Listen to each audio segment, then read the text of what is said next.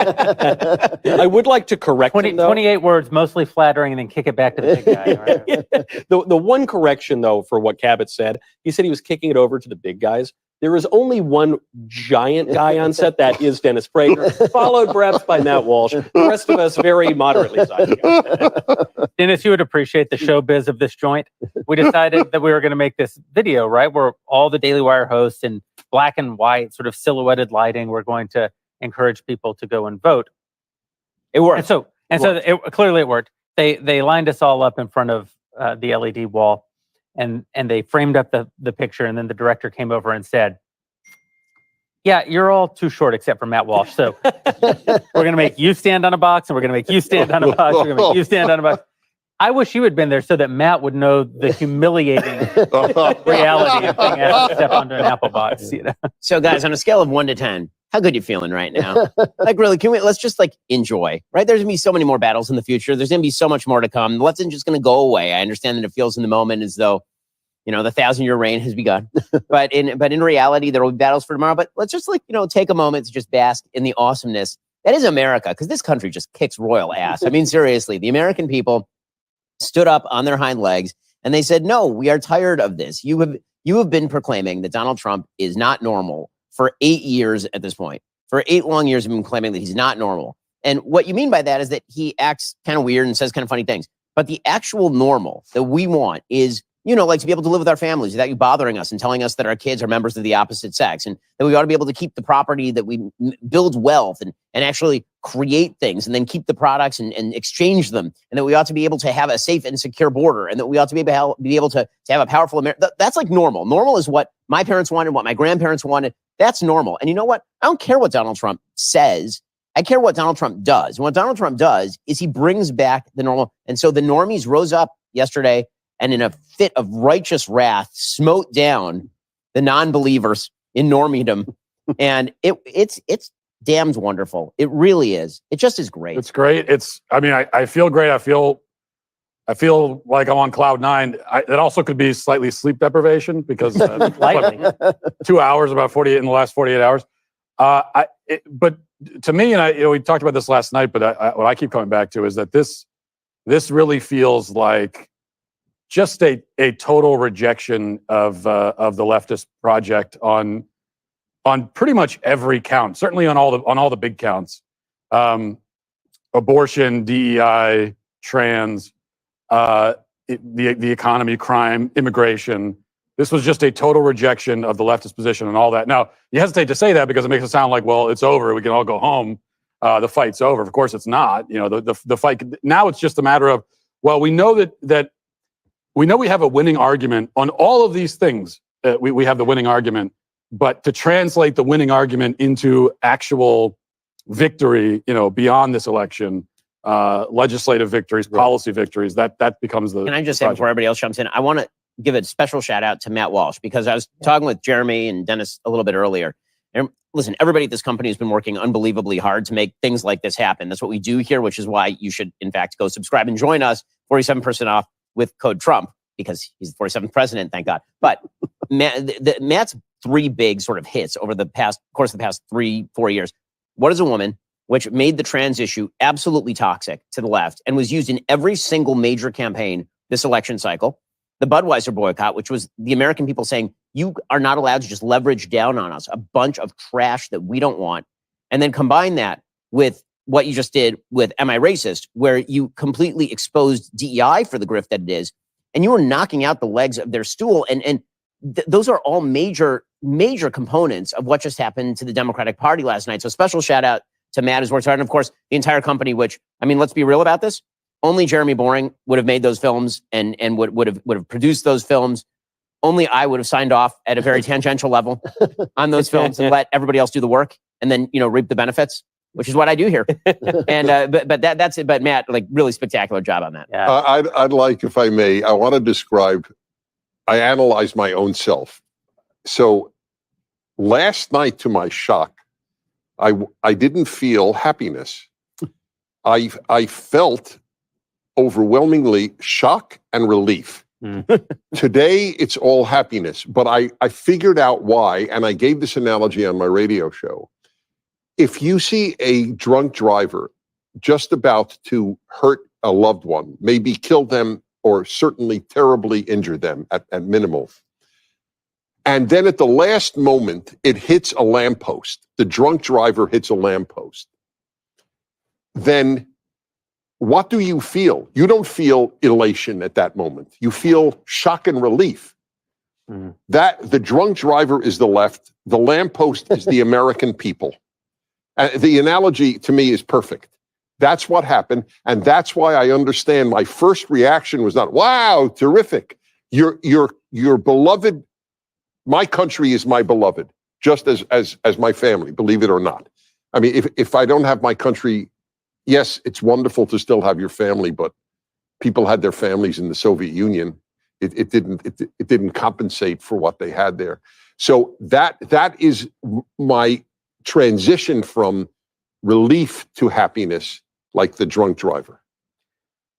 I think that's beautiful. I think it is a perfect analogy. And when every time that I've been drunk and almost about to hit the lamppost, I have nowhere to go with that because, like Matt Walsh, I slept 2 hours, so I can't finish any joke. Instead, I'm going to kick this thing over to our dear friend, host of the Megyn Kelly Show. I think one of the most important shows that is not on the Daily Wire, and always a pleasure to have here with us, Megyn Kelly. Hey guys, how's it going? Did you feel relief or did you feel happiness? Joy cometh in the morning. Cometh in the morning. I felt both, but I'm more in the happiness camp. I just feel like the people who are chopping up our children and opening our border and allowing these illegals to kill our young women are evil and must be stopped. They absolutely have to be fought and defeated. We tried being nice. They didn't listen. And therefore, it was hand-to-hand combat, and we won. We won. And so I feel incredibly gratified and hopeful about the fact that that nonsense is going to stop, and soon. Yeah. And we finally have a powerful warrior in the top position, and there's actual real agenda items he can do to stop those things I just mentioned. You know, Megyn, unlike the rest of us who are mostly partisan hacks, if I'm being honest, you're an actual journalist, and yet you did something that I don't think you've ever done in your career, and you came out and endorsed Donald Trump, spoke at his final rally, if I'm not mistaken, right before, on the eve of the election. What went into making that decision, and what was it like, being in a friendly position with someone with whom you had so publicly sparred in the past? Yeah, we've had our ups and downs, Trump and I. But, it's complicated, as I always say, because I am not just a booster of his. I am a journalist. And so when he does stuff that I disagree with or that, I feel an obligation to critique, I do it. And for some reason, I get under his skin. He doesn't like it when I critique him. And that's fine. I understand it. That's part of my business. So it's been, rocky at times, including in the past year. But net, he knows I'm a supporter of his. And I know he's going to do controversial things and attack me if I, quote, attack him. That's how he sees it. Nonetheless, none of that matters. This is about the country, the future of our country. And there's just no question he's the man for the job right now. Even if they had a normal Democrat, I would have felt that very clearly. He's a fighter, and that's exactly what we need. That bloodied, in danger guy who stands up there with a fist is exactly what we need to fight these people who are not, just notwithstanding what you heard this morning on Morning Joe, going to roll over on any of their radical agenda. They're not. Their leftist base will not allow it. They're too beholden to them. I mean, I think Matt Walsh knows this firsthand.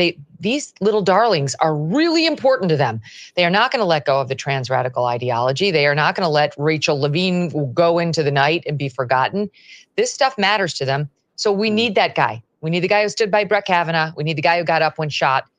And so for me, it was a no-brainer ultimately when asked, do I show up there and support him on his last night with the message in particular to women who might be gettable for Donald Trump, but on the fence about him still and considering, can I handle him for 4 more years?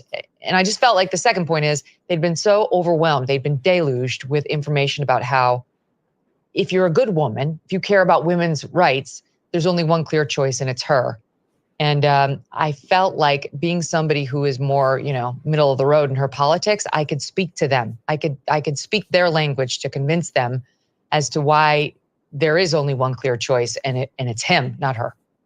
Well, I'm glad that you were able to have that conversation. Obviously, Trump actually managed to pick up a few points with women in the election, which is sort of to everyone's great surprise. And I don't think you obviously played some role in that. And I think it's very brave of you to show your shoulders here now that the Reich has begun. Obviously, it's all Handmaid's Tales from now on. Megyn, where's your bonnet? I don't see any bonnet on you. Megyn, I got it right over there. I want to get your take on sort of the left's reaction to this. So last night we were having a discussion as this all emerged, and we were experiencing the sheer joy and wonder of the evening as to how they were actually going to react, as who they were going to blame. My suggestion, because as always I was wise and brilliant, was that they would blame the American people. And they promptly have been doing just that. And it feels like this election has finally loosed the fetters upon them, and they are now finally just going to say the thing they've always wanted to say about the American people, which is that we're a bunch of rubes and hicks and horrible people, and it's not about social media, it's not about the Russians, it's just about us. So it feels like they're just going deeper into the crevasse. I mean, we've had so many examples of that this morning. They, of course, have been railing about these damn Latinos who for years now they've been calling white adjacent as they express their conservatism. And so they've got to be written off because they are a minority group, but it's not okay because they're not pro-Democrat. And, that can kick you out of the cool club and suddenly you're white adjacent. And that means, I guess you're going to get mocked on The View every day. Then speaking of The View, you had Sunny Hostin come out today and rail on these damn uneducated people who are to blame for her loss. They're uneducated. And of course, by that, what she means is non-college educated, which in her elite world, she went to Harvard, her son's at Harvard. Sunny Hostin went to Harvard? You're dumb. What Yeah. Really? Pretty Oh my sure she God. went to Harvard. Yeah, for, No. Oh, God, I could be it's wrong, so on law shameful. school. But her son is definitely at Harvard. And her daughter's probably there. And she's railing today about how her daughter has less civil rights than she had. Why again? You live in New York. You can get an abortion one day before birth. Well, I don't know what she's referring to, but she's deeply concerned about the civil rights of her child and our country. And they are all multimillionaires, including Sunny and her daughter, and they live in a state that looks like Mar-a-Lago. But she wants to go out there and cry like a victim, just like we saw from Michelle Obama and Beyonce and J-Lo and Oprah, who have been made billionaires in some cases from this country. But when we don't do what they say, we have to be berated for our racism, our sexism, our internalized misogyny. Take your pick. I'm just glad that Michelle Obama will have exactly one single moment in her entire life when she was proud of this country. Yeah. At most. She can hold on to something. And Megyn, Well, I mean, the celebrity factor was so annoying throughout the whole thing, and it didn't work for them. And they don't learn. They did this with Hillary Clinton. Who on the Democratic side didn't stop to say, who is Trump doing well with? Oh, it's the working class across all races. Well, how can we reach them? Oh, I've got it. Taylor Swift. She's going to be able to rule in these white working class guys, these Hispanic guys who are feeling absolutely not. They didn't even try. They're just so drunk on celebrity that they did the trick they always do. At least Taylor Swift is genuinely beloved and talented. I don't understand how we live in a time where Cardi B can be invited by the sitting vice president of the United States to address her supporters and give an endorsement. I mean, what is Cardi B famous for doing? Ben, all my your soul hilarious sister. responses to that are unspeakable. So yeah, I actually can't. She say- teaches English as a second language. She literally tweeted out something like, "What does pee taste like?" And then she gets invited to go speak for Kamala Harris. I have a Kamala Harris joke here, but I cannot say it. yeah, you can't say. No. In the last like 2 days of the campaign, Kamala also had, I believe it was Jennifer Lopez, Christina Aguilera, and the Lady rapper Gaga. Fat Joe, which are really powerful celebrity endorsements in the year 2002. And that's what that was kind of her Right. closing. That was her closing argument. Well, that was what and happened. Sorry, go on. Megyn. J-Lo was out there like, I want to speak to Latinos and how terrible what they said about Puerto Rico was, and going on. Meanwhile, that didn't move the needle at all. This is how out of touch they are. And I think about the Megyn, I think- Oprah. Remember the Oprah round I table? do wonder with J-Lo, Similar. I do wonder if people looked at her past judgments with men, Yeah. like P. It's Diddy, a thing. who she dated, and went, maybe she makes bad decisions about men kind of generally. I mean, when you're just going through the white party list for your final reach out for the campaign, it feels not like a great thing, probably. Exactly right. I mean, not to mention, I don't like bringing people's kids into it, but she's obviously got a kid who is having identity issues. She's got a stepkid who's having identity issues. This is no accident. You know, they live in this world in Yeah, of which course. identity is everything. It gets prized, it gets pushed. They get social rewards for having said kids. They're conducting social experiments on their own children. Then they want to get out there and lecture us about the future of the country. And I'm so thrilled that America saw right through this BS. And not only did they see through it, it was definitely one of the issues that rose to the top of this campaign, and it made people vote. Megyn Kelly, thank you very much for spending some time with us on this joyous day. By the way, did I It cometh. promise? Did I promise I would take a drink? Yes. You did. So is this the time to do that? It is. I was going to say So this. I think people need to understand the last time I had whiskey, I literally don't remember. I'm not opposed to it. I You won't love remember tobacco. this time either. Not with Okay. this whiskey. Dennis, I would What hate is to make this? you What drink is it? alone. So I understand. So what are you giving me so I can tell people what I had? little Balvenie 12 double wood. Balvenie 12? Yeah, this is a, Oh, this is a Balvenie. very nice. We were going to Sounds save like it. a shampoo to me. I don't understand. I don't bet. Even better than Balvenie 12. Balvenie 11. All right, what Thank is you, sir. is it a scotch? enough. What is it? So yes, no, it's, yeah. it's a single malt. Do you like drinking? Oh, you don't either? We were going to save this. Yeah, for what? Well, let's let the people at home see this great moment from last night's show Oh. where we learned that Dennis had not had a drink in some of our lifetimes. Here's my vow then. If Trump wins, I will drink anything you give me, which All is right. more than I have drunk in 50 years. Oh, I love tobacco. I don't like alcohol. I will drink. You will raise a glass. It is no question about it. And so Well, I'm really on tape here. Yeah. Okay. I give you. you're a man of your word. I am a man of my word. So what I do know this question. What proof is it? It's that's 600 proof, I think. Yeah, So, oh, you know, you're a 300% sadist. alcohol by volume. That was cruel. We'll find. Oh, You'll find out soon enough. What This is to make it masculine and official. Mhm. We got you. Wow. That is a form of heresy. Put that- Oh, I Yeah, get an really. umbrella. That is cool. A To chin joy, chin. Brad, Yes, that is vibes. correct. Yes. If I have to drink, it's with you guys. I want to do it. All right. You don't drink? I do, but I'm not at this hour of the morning. Not at this hour. Okay. By the Wow. way, do you all love this? I'm just curious. Yes. I have Yes. no issue with that. Yeah. Okay. So I basically is this- don't drink. you too? I basically don't drink, but I drink. I'll have a drink. Okay. And I here we drink go. for the All two right, of yeah. us, actually, Yeah. so it balances out. You take both glasses. I do. I can't wait for Dennis to start speaking in cursive during Kamala's speech. It's tasty. It There is you tasty. go. This is a letdown because the setup was you would drink anything we hand to you. Yeah. Oh, And you we're got handing you nice beautiful scotch. scotch. Right. Oh, yeah. What is Oh, this? You're lucky he didn't. Where get to his choose. mind went Yeah. is really. I mean, there. That's The We man who pursued the game. exposes DEI. They are setting No, up. I'm not joking. No. This, it's tasty. We just got him off the wagon for the first time in day. Dennis is going to end up in a gutter now. I was going to because say. of it. Wait, at the end of the so guy's career. seriously, what is it known? Is it a scotch? Is it a, what is it? single Scotch, malt. single malt scotch. Single malt scotch. My Yeah. son loves it. My father loved it. I am the black sheep in my family. Dennis, if you drink anymore, you'll be eligible to run for president as the vice president of Joe Biden. So Yeah. they I are can't taking- believe I'm enjoying it. I can't believe it. Well, and by the way, Dennis, you Yeah. think your first glass is good? The third and fourth glass are much better. Seventh is the best one. Yeah, yeah. they're over at Howard So the University best right now is this setting with it the up. cigar. Where's the story with the cigars? I put in an order for cigars. I there don't will know. be there will be cigars. Okay. Listen, this is what Pace happens. yourself. This is what happens when you want to surprise Dennis Prager with a little pink umbrella. I specifically told the team to have all this ready for after the concession Yeah. speech. We're going to have a nice cigar. We're Oh, going I blew it Listen, by mentioning. You blew it. I mean, Yeah, it's fine. yeah. I'm It's fine. sorry. You should have told me. That would.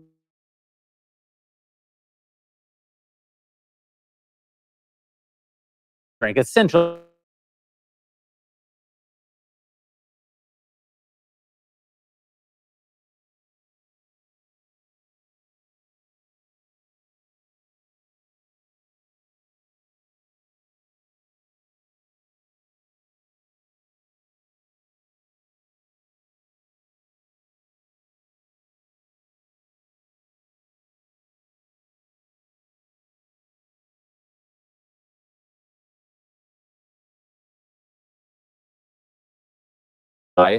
tie. That is because my mother gave me this tie. And I think about 2003. I'm not bragging or nothing. It is a part of the official Donald J. Trump tie collection. There you go. I don't know where she got it. It might have been at TJ Maxx. It might have been at Macy's. I don't know. I have had it in my closet for about 20 years. It's obviously held up very well, as has the president. And I figure if one does not wear the DJT tie today, Right. because I actually feel real vindicated about this whole thing. You know, there are many people tolerate Trump because they say, I don't like his tweets or whatever, but I like his policy. I like the guy, especially being a New Yorker. I like the guy. And so I've thought he's actually a pretty good candidate. And people say he's a terrible candidate, but, you know, he somehow makes it across. I thought he was a pretty good candidate. And then 2020 happened. I said, okay, I don't know, maybe we'll see. The fact that this guy won the Electoral College by a lot, that he won the popular vote, that he assembled this coalition that is unlike a coalition that any Republican has done in my lifetime, at least. I think we have to conclude he's a good candidate. The guy, he did something. He's a political genius. He's a political genius. Michael, And he makes nice ties. It's just a weird form of genius. That's all. It's hard to, I mean, geniuses do things that you've never seen before, and they break all the rules, and sometimes they get it I wrong, don't think that I don't believe that in 2016 Donald Trump did anything particularly spectacular. I think that Hillary Clinton did something spectacular. She failed spectacularly. Being a terrible candidate. That's right, which is why he was, as I've said before, why he was able to win with fewer votes, say, in Wisconsin, than Mitt Romney lost Wisconsin with, right? But what you cannot deny is someone then coming back and winning not only an overwhelming majority in the Electoral College, but also winning the popular vote. And what that tells you is that while what Trump did in 2016 may or may not have been spectacular, what he did in 2024 is a true feat of political. Indisputable. Only the greatest politicians are able to accomplish and what he just I shouldn't accomplished. say he's a political genius. He has a genius that he can look at something. He's like a guy who can look at the Rubik cube of life and solve it. You know, that he just does it. I've seen him do it again and again, and you can see him shift. Almost when he's talking, you can see him. You read the field and all this stuff, and he just figured it out. And I think, by the way, I just want to add this.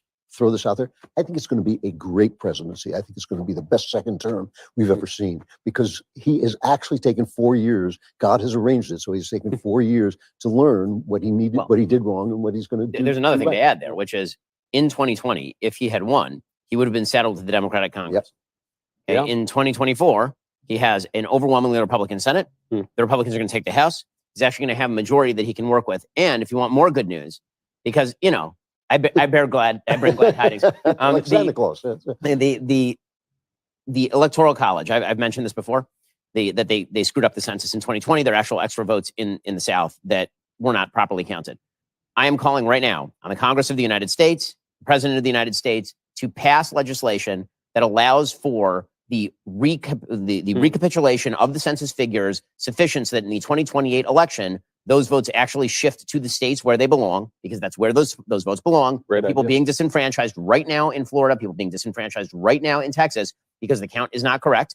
And then in 2030, there's going to be another census. And if that census goes how people think that census is going to go, 12 electoral college votes are going to shift from blue states to deep red states. None of those are in the Rust Belt.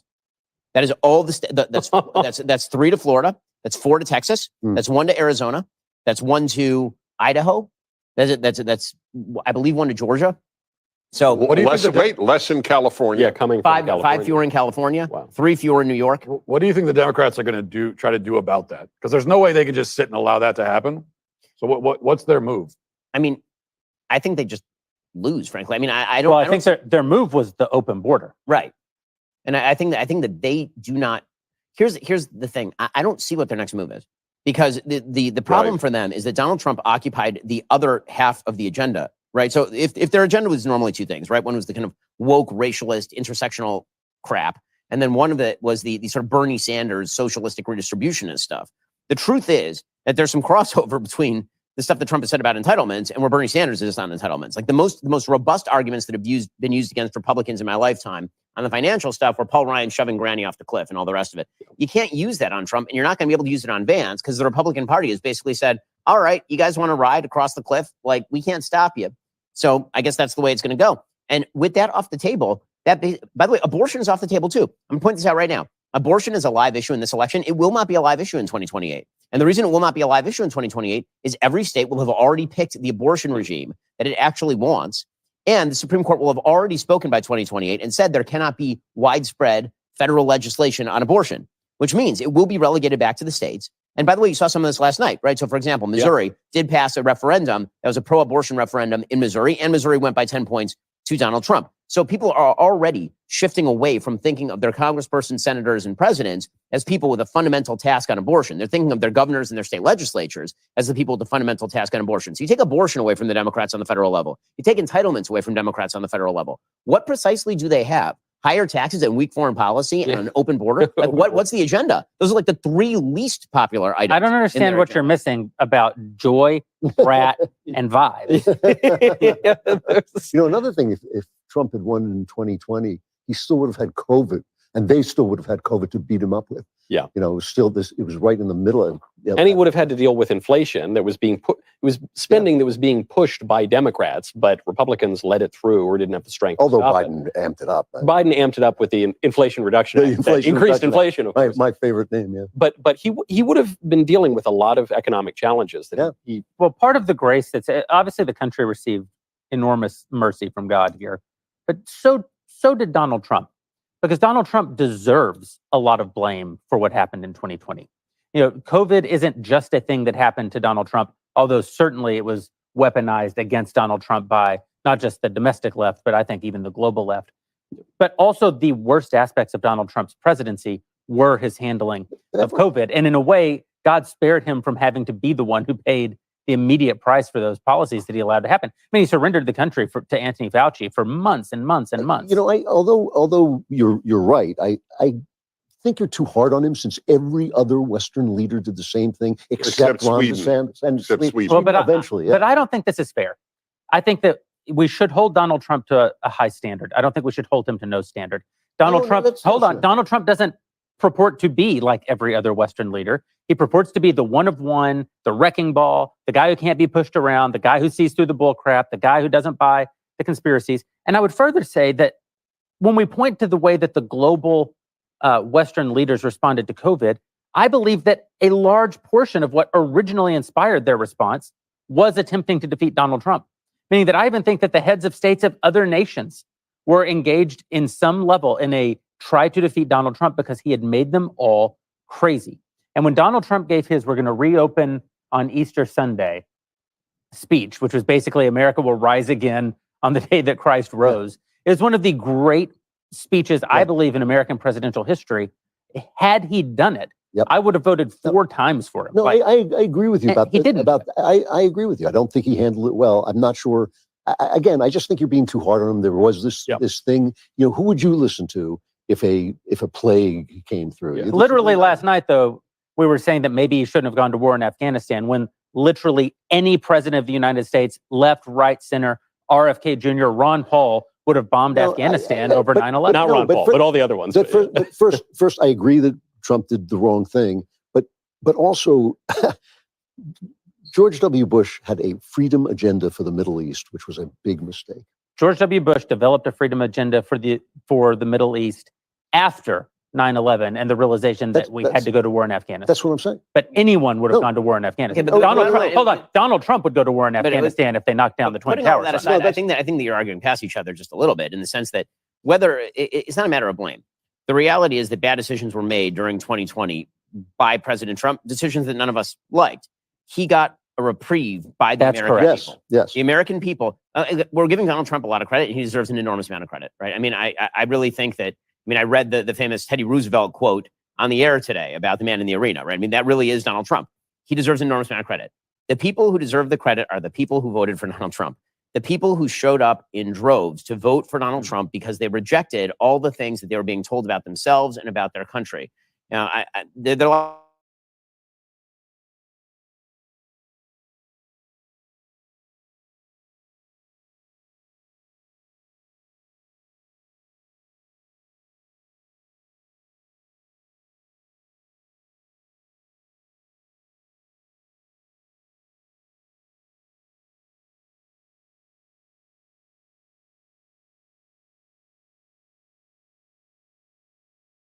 like anything I've ever seen in my lifetime. The last month of this campaign alone was A just lie tsunami, after a lie tsunami after of lie. lies. You don't even need to add about Donald Trump. They stood up Yes. against the tsunami of lies. This is what I am convinced that they're charged that Trump always lies, and the Washington Post, which is almost defunct, listed 2,000 lies allegedly. Yeah. But name one lie of Donald Trump that compares to the Russian collusion with the Trump campaign lie. Name one that compares to men give birth. Yeah, I mean, the list of lies from the left is so enormous. 51 heads of intelligence said that the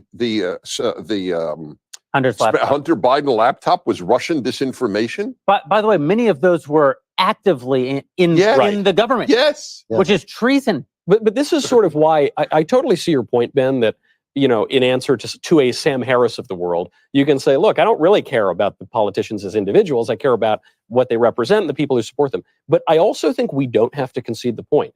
Donald Trump has much better character than Kamala Harris and then Joe Biden. That's right. And then any of these Democrats. That's correct. I agree with that. But the point that I was making is, because I'm trying to argue in that case to the median voter who's looking at this and may have problems with how Donald Trump acts on the public stage. Yeah. But I mean, I started that little speech right there by saying that he is the man in the arena. Yeah. Okay. The thing is, as I said yesterday, I'll go back to it. The best biblical analog to Donald Trump is not King David. It is Noah. He is a man for the time. He is a complete man. He's That's great. Ish Tzaddik Tamim Bedorotav, right? In his generation, he is a complete person in his generation. Okay, it's a flood generation. In a flood generation, you need a man who builds an ark. Donald Trump is a man who builds the ark, and then the flood waters recede, and then he goes out. And guess what? If you read the story of Noah, he does some pretty bad crap right after that. But the reality is, he was a Ish Tzaddik Tamim complete Haya Bedorotav, right? In his generation, he's built for this is a time built for Donald Trump. Donald Trump is a man built for his time. And it's times that make great leaders, okay? Abraham Lincoln in 1830 is not a great leader. Right. And Winston Churchill in 1920 is not a great leader. I mean, he's out of government by 1920.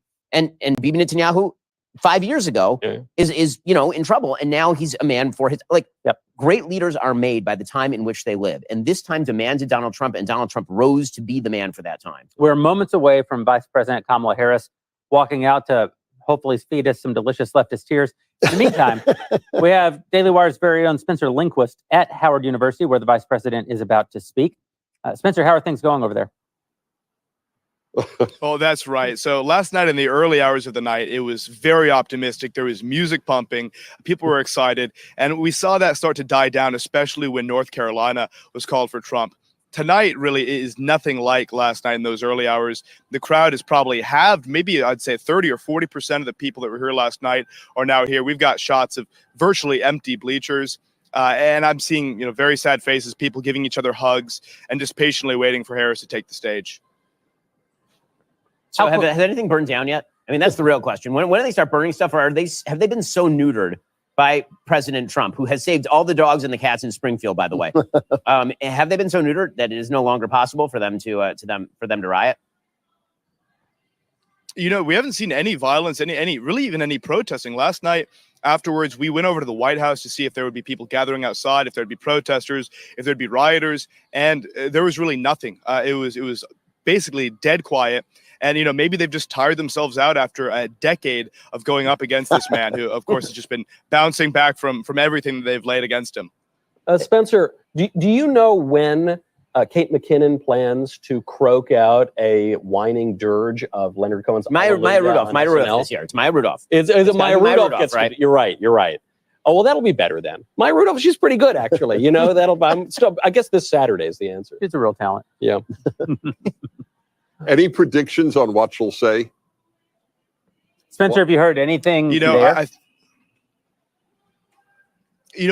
talked to a couple people, and really, kind of the question that's on my mind is why people are actually coming back. Because last night, when that co-chair came out, the co-chair of the campaign, the co-chair came out and said she's not going to be addressing you tonight. You've got to wait until tomorrow. And by that point, we were already pretty certain on the outcome. A lot of people made the decision to just not come back out. Some people came here. It is a historical moment.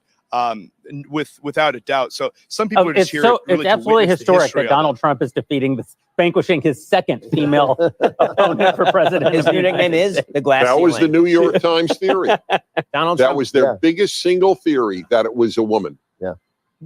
Remember I asked last night, what are they going to say? Yeah. So now they're blaming it on misogyny.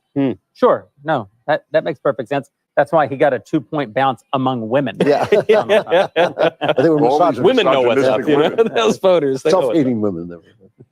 I'm sorry, Spencer. I cut you off to make a joke. That's just how we do it around here. Are people starting to take down their boards around the D.C. area? You know, the DC area right now, I mean, we were out kind of just walking the streets earlier, and it's pretty quiet. You know, this is a D+. I mean, it's 80 or 90% Democrat really within the district itself. So the mood is somber, even just on the streets of DC. But of course, specifically here in this party, it is especially somber. And I'm seeing people kind of, I saw one group sitting in a circle, kind of commiserating, and talking about what the next 4 years look like. Of course, those were all Harris supporters, and they were there kind of reassuring each other, hugging each other. It looked like a little bit of a therapy circle almost. Spencer, has I imagine we're anyone, gonna see more of is that. he here? Is he here? Yeah. Yeah. Spencer, has anyone seen you smiling? I think a couple people have caught me. I went up to go up and interview a few That's people. gutsy. They That saw is the gutsy. grin. Laugh directly in their faces. Get it on camera. Spencer Lindquist, thanks for being with us. If you insist. From Howard University, where Vice President Kamala Harris is expected to take the stage any moment to give her concessions. Can I say one thing about the speech? It does. She does have the opportunity to actually give an important speech, and she could actually say some things that, in some way, if not unify the country, at least assure her supporters that this guy is not actually Hitler. Matt, I have a question. It's not going to happen. It will not happen. Yeah, I'm saying it never happens. It will not happen in 1,000 years. I'm just pointing out that this doesn't have to be a totally useless speech. She could do something. It could be, if she had any integrity at all, she could actually help the country with this speech, but she won't. Why So- deal with You counterfactual? should totally throw Joe Biden under the bus. That'd be entertaining. That would be I mean, I fun. think instead of saying what she should say, let's say what we're rooting for her to say. So what I'm rooting for her to say is for her to come out and be like, listen, we all knew old Joe had to go in 2022. And he didn't go in 2022. Instead, he stuck around. Then he stuck me with his bag, and I had to somehow run this thing across the finish line. Don't blame me. And don't blame me. It wasn't me. It was Joe. And then somebody's going to have to come drag Doug Emhoff out off the stage before he spots a nanny. Wait, you think they're still married?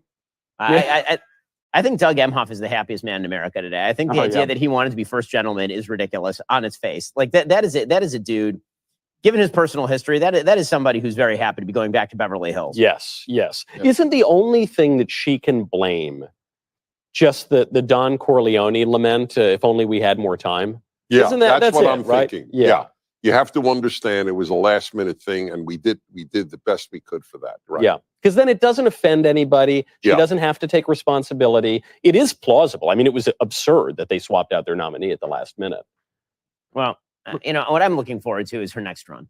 That's really what I'm looking for. I think Kamala Harris 4.0 will be so much better than Kamala Harris 3.0 ever was. Yes. I mean, each upgrade has been treated with just rapturous joy by the media. So I can't imagine. It's like the iPhone 16, just a new reissue that's just going to get better with every single update. The reason she gets better. There is a way forward, to Matt's point, really, where the cooler heads in the Democrat Party start to seize back the party from the radical. Only base. Rhetorically.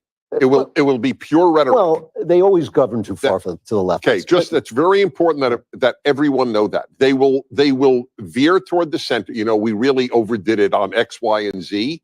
And then as soon as they have power, they will go back to X, Y, and Z. Yeah, that's exactly right. That's probably true. So here's a question from a Daily Wire member. If you're not a member, please consider joining us at dailywire.com/subscribe. If you use promo code Trump, you get 47% off because he is the 47th president. And our members make it possible for us to do the work that we do.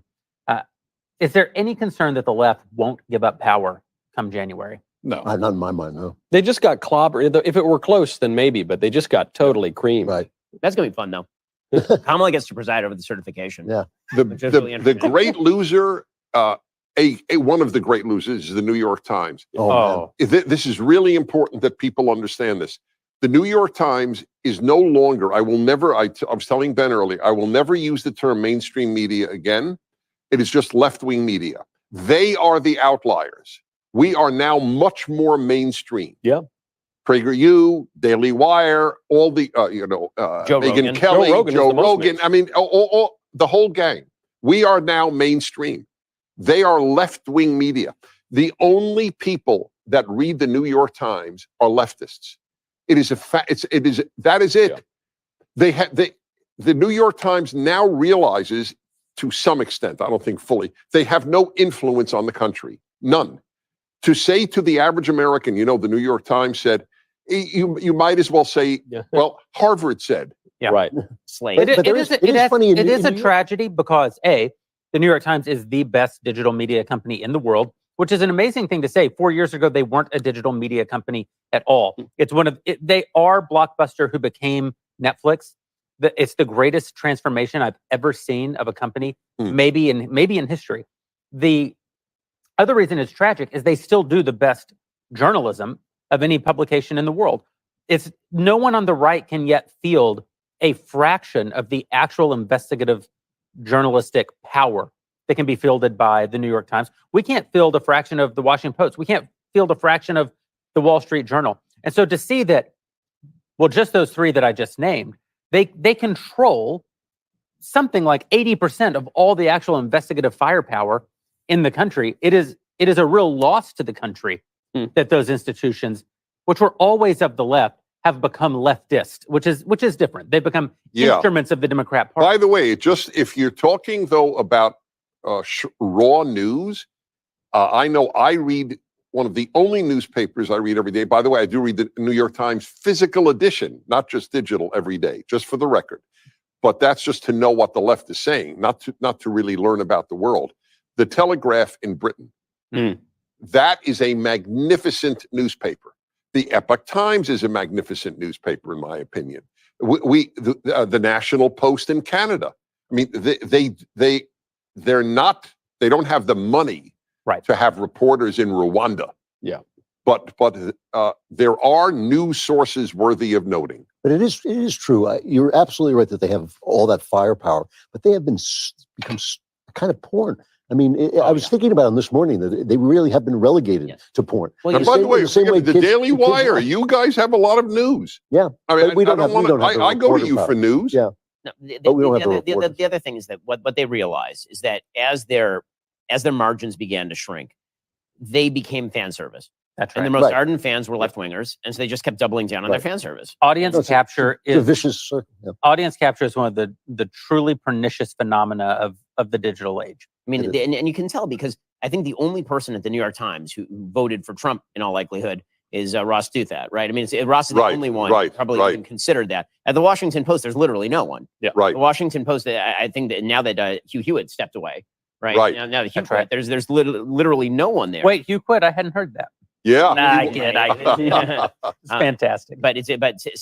So every major newspaper, the biggest newspapers in the country, don't have anyone who's even writing for their editorial page who can even say that they voted for a person the majority of Americans voted That's right. for in the last election cycle. At the New York Times, the conservatives who are allowed to contribute to the editorial section all voted for Kamala. Other than Ross Douthat. Right. But he's the one. Well, first of all, you say all. It's three. It's three. Yeah. And I still don't know. I don't know. I know what's conservative about Brett Stephens, obviously Ross Douthat, but what is conservative about David French? Well, I think that David French is still committed to most of the same values that he was committed to. Does it come through in his column? I don't think he is. Well, no, there's no evidence. 10 years ago, he was a libertarian. No, and that's why he gets the credit today. Because he is so outraged by Donald Trump that he's willing to side against the people who want to advance the things that he writes in favor of. He doesn't What's a sound to me conservative like So that. he's abandoned our values out of hatred of Trump. Yeah. That's called derangement. Well, that is true. Well, certainly, I think it is derangement. No question about it. I don't think that it's the same as him being a leftist. It is correct. The practical effect is the same. Yes, that's all that matters. Practical effect is right. the same. He's become a quisling for the left in a bizarre belief that if he does so, eventually a right that he approves of will emerge. That's right. You know, Right? I was that's on the problem. today. I was on Piers Morgan's show with Joe Walsh, who was a right-wing radio host and congressman who then, I think he ran for president, but he Yeah, just that's supports right, Democrats now. And he said, we were arguing about something. He said, but Michael, you don't understand. I'm a Republican. I'm not a Democrat. And I thought, I actually kind of like the guy, but I thought, man, you can't. I think you get like 3 election cycles. If you don't vote for a Republican, you're out. Okay. And it is true that their derangement causes them to also not support any other Republicans. So when you have, listen, I said last night, I think Jonah Goldberg is one of the greatest writers in the country, and yet he can't even support a Ron DeSantis. They can't even support a Ron DeSantis because Trump has made them so mad that anything that isn't and like Jeb Bush, they're going to completely oppose. Self-inflicted wounds because I had Jonah Goldberg did a course did a video for PragerU. Jonah Goldberg, I think Liberal Fascism is one of the most important books of the last 50 years. And he has rendered himself less important. I don't know. That's why derangement is not an invalid word. Well, because I think that one of the things that's been it is happening on a lot of sides of the aisle is we now have gotten to the point in American life where if people don't vote the way you want, you're disappointed in the people. And you can't function in democracy where you're constantly disappointed with the people. It makes it very difficult to actually believe in the country when you're constantly disappointed. But Ben, what's the Mencken quote? Yeah. Democracy is the theory that the common people deserve the people know what they want and deserve to get it good and hard. Yeah, and that's true. But it also means that you have to have faith that eventually they're going to make some good decisions, and that if they make a decision that you don't like, maybe there were some decent especially to be disappointed to have these commentators that are disappointed in the people. Well, our whole job is to convince the people. It's what we do for a living. And so if the people aren't agreeing with you, then you could be disappointed in them, or you could be disappointed in yourself. You didn't make the case. You didn't make the argument. That is absolutely true. And it's the people's country. Ultimately, they get to choose how they want to live. And this is exactly my point last night of I didn't want Donald Trump to be the nominee. I didn't vote for him in the primary. That's what primaries are for. The majority of Republican primary voters disagreed with me. They win. Now Donald Trump is the nominee. The question before me isn't who. The question before me in November of 2024 isn't who would I like to see be the Republican nominee for president. Right. That question is settled. Yes. Yeah. There is one. Perfect. That's right. And, on this point of people kind of coming together, the Republicans did unify here in the general, and the election was conducted efficiently and with sufficient margin that, we found out on election night. Remember when we used to do that? And so I think it gave people, and this actually is important for the Democrats, even if they won't admit it now, it gave people a confidence that the system still holds and that the people's choices are still reflected. That's another reason it's a big evening. Yeah. Right. Yeah, and I mean, I'd said before the election that the worst case scenario, the worst case was Kamala narrow, right? That if I had to have like order of what was good for the country, Trump big, Trump narrow, Kamala big, Kamala narrow. If you're looking at like things that because the worst case scenario that would have been terrible for the country is Kamala sneaking it out at 3 a.m. by a margin of 2 votes in Wisconsin. Yes. It's been awful for the country at every possible level. So we got the best possible scenario because God has shined upon this country once again. But it is a very good thing. That's why I think you're not seeing, because it was a clear-cut victory. I think that is a good thing. And again, Democrats are going to have to go back to the drawing board, and they're going to have to think to themselves about what they have done wrong. You're going to have to go back to the corner. You're going to have to redo your homework. You're going to have to figure out exactly what it was that went wrong. Because if you think about Barack Obama as a singular figure who was elected for a host of reasons that really had very little to do with his policy, which is actually what he was, right? I mean, he was a singular figure in himself. He's a great speaker, obviously his personal characteristics, his race, all of that kind of stuff. The last successful national Democratic politician, truly successful, is Bill Clinton, who today would be characterized as a moderate Republican by his agenda. How do you run on a left-wing agenda that the American people do not like without the signal power of a Barack Obama? And so the question is, they're either going to have to find another cult figure, which is what Obama was. They're going to find a celebrity cult figure like Barack Obama, or they're going to have to start re-examining the agenda of, say, James Carville and Bill Clinton, and maybe start looking at the blue dog Democrats once again. I think that's right. And I think that they're actually, look, the only sane reaction to a defeat like this is to say, where have we gone wrong? And if you come up with the idea that it's messaging, which is what they usually do, then you're never going to get anywhere, because that's what Dennis was saying before. That's right. Yeah, about. thank you. That's exactly it. Yeah. It's just going to be a rhetorical change.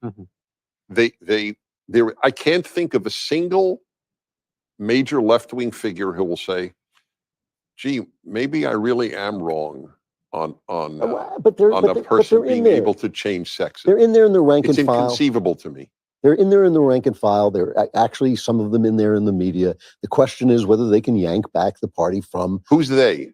the people who are going to be sane about this do exist on the left. Can you name a name? I'm not. No, I'm not giving you a hard time. I can't think of anyone. So believe it or not, on the gender issue, Van Jones, right? Yeah, So actually, they're Democrats of color who are more likely to be the people who yank them back on those issues than the white Democrats. The white Democrats are the nuttiest of the Democrats. Or even Don Lemon when he's being candid. Right. He also tends to track a little more toward the middle when he's not being pushed by CNN. Cuomo now, Chris Cuomo. Chris Cuomo, yeah. Will any of them say, maybe America was not founded in 1619? I'm not kidding. That's a biggie. That's as big as men give birth. Oh, well, America was founded in 16. I was giving you the list of lies. There's an enormous one. That's right. Well, here's an idea. What if we just keep beating them until they do learn the lesson? Michael, here's a question from a dailywire.com subscriber. Again, if you're not a subscriber, dailywire.com/subscribe for 47% off. Promo code Trump. Will the truth of all the corruption finally come out now? Will leftists see the lies that they swallowed? There are people in our lives that bought all the lies and they still think we're the bad guys. Will they be able to see the truth once Trump takes office? No, those are two separate questions. The first, will all the corruption come out? No, everyone is broadly aware of the great corruption in our government and our culture. Both sides of the aisle are aware of it, and they disagree a little bit over the nature of it, but they're aware of it. And some of that will come out, and I think Trump will clean house to as great a degree as he can in the federal bureaucracy in particular, and that will be difficult and it will be unsatisfying, but I think he can get somewhere. In terms of will Democrats see the error of their ways? No, I don't think so. I think it's going to take them a little while longer to do that because they've really bought in and they've accepted their views, not so much as a matter of practical political conciliation or just resignation, but rather as a matter of deep religious faith. And so I want to know, in light of what you're saying, I'm waiting to see the left-wing source, because it was almost universal, that says, wow, America elected Hitler. Why don't they own up to the staggering horror of calling him Hitler? So say the New Republic had a picture of Hitler in the face of Donald Trump. Will the New Republic now say America elected Hitler? And if they think that, why are they staying? Jews started to leave Germany when Hitler was elected. Well, Richard Gere did say that he's going to Spain. We have Tim Walz, governor of Minnesota, now entering the arena here. It's not a giant. This is another giant. Giant among men. Weirdly, he still looks happy, and no one knows why. Now he's just kind of being weird. But I do want to say, Dennis, you're a very large, perhaps the largest on earth Jewish man. How many times have you been to Israel in your life? 25. Yeah. Tim Walz, Israel is an American ally. It's the ancestral homeland of your people. It's the center of your religion. And Tim Walz has been 30 times to China, a country with that is not a great analogy. That is not his ancestral homeland. Right. That is not the center of his religion, and that currently has hundreds of nuclear weapons pointed at us, and with whom we've been engaged in a Cold War for 50 years. Yeah, that's pretty devastating. It's a remarkable. Vice President Kamala Harris, baby. walking to the podium. We'll rejoin you as soon as the Vice President's cometh in the remarks morning. Here we go. Are concluded.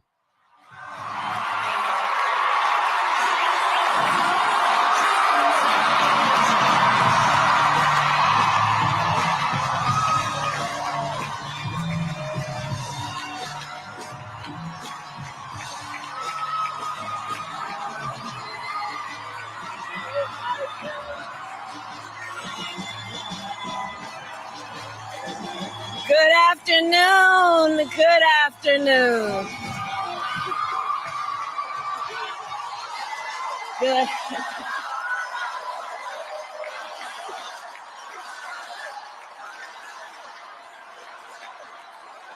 Good afternoon, everyone. Good afternoon. Good afternoon. Good afternoon. Thank you all. Thank you. Thank you. Thank you. Thank you. So let me say, and I love you back. And I love you back. So let me say, my heart is full today. My heart is full today, full of gratitude for the trust you have placed in me, full of love for our country, and full of resolve. The outcome of this election is not what we wanted, not what we fought for, not what we voted for, but hear me when I say, the light of America's promise will always burn bright. As long as we never give up, and as long as we keep fighting.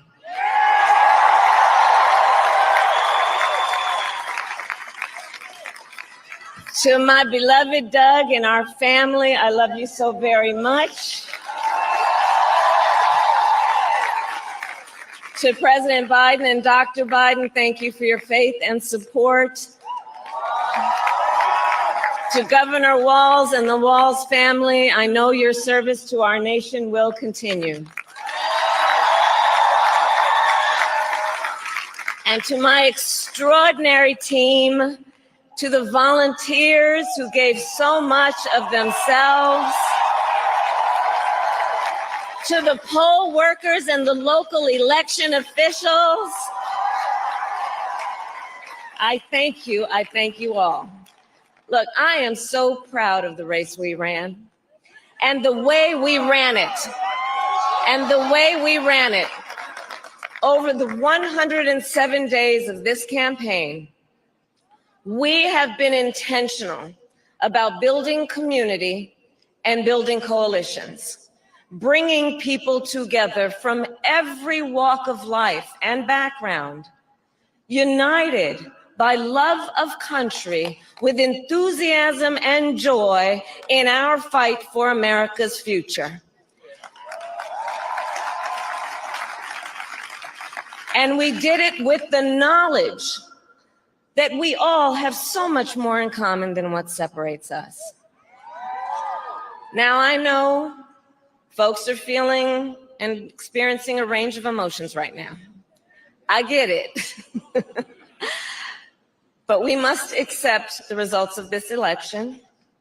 Earlier today, I spoke with President-elect Trump and congratulated him on his victory. I also told him that we will help him and his team with their transition, and that we will engage in a peaceful transfer of power.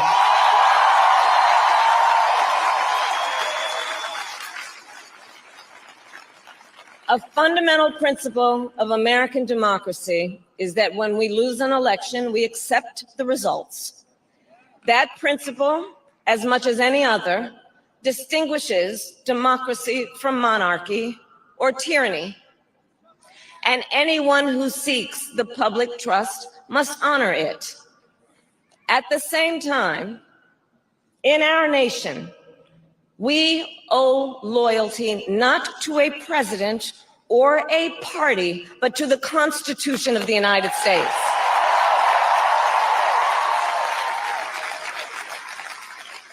And loyalty to our conscience and to our God. My allegiance to all three is why I am here to say, while I concede this election, I do not concede the fight that fueled this campaign.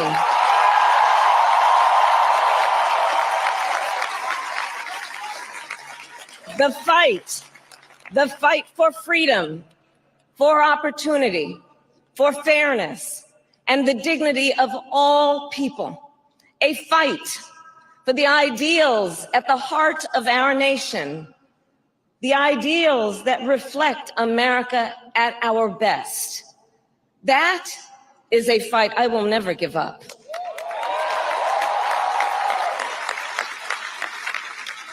I will never give up the fight for a future where Americans can pursue their dreams, ambitions, and aspirations where the women of America have the freedom to make decisions about their own body and not have their government telling them what to do. We will never give up the fight to protect our schools and our streets from gun violence.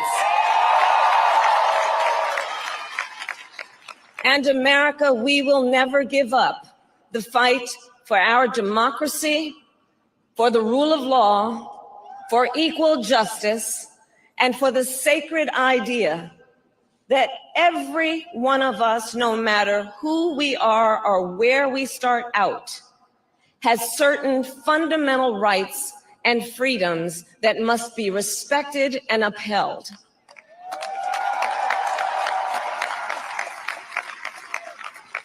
And we will continue to wage this fight in the voting booth, in the courts, and in the public square.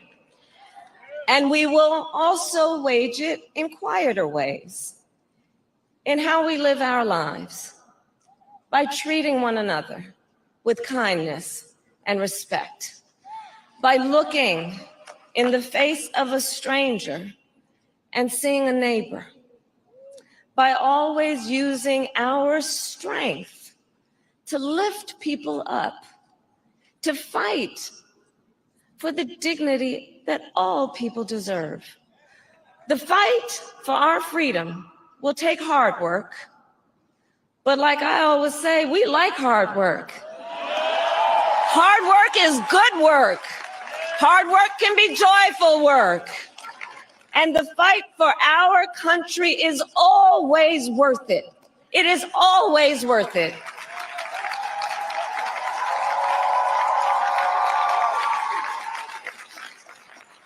To the young people who are watching, it is, I love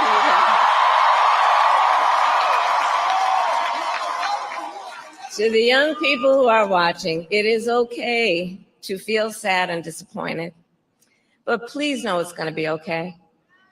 On the campaign, I would often say, when we fight, we win. But here's the thing. Sometimes the fight takes a while.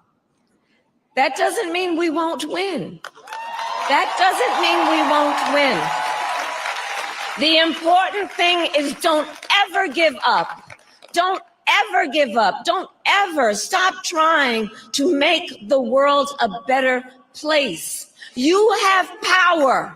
You have power. And don't you ever listen when anyone tells you something is impossible because it has never been done before.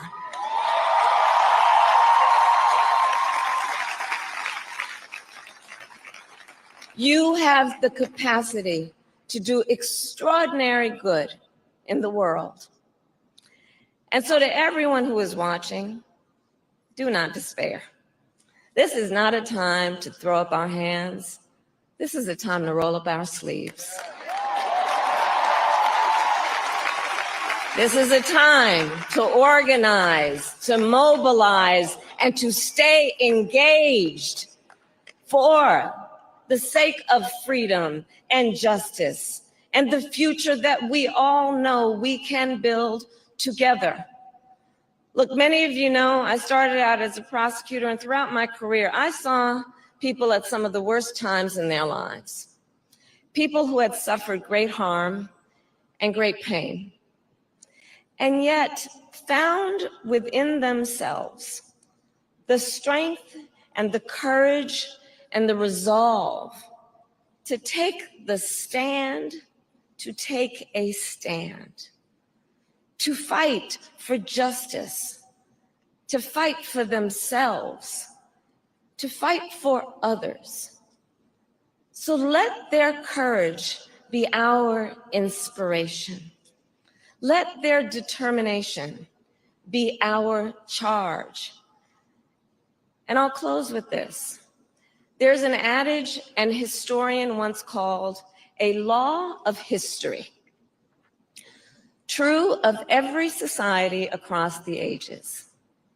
The adage is, only when it is dark enough can you see the stars.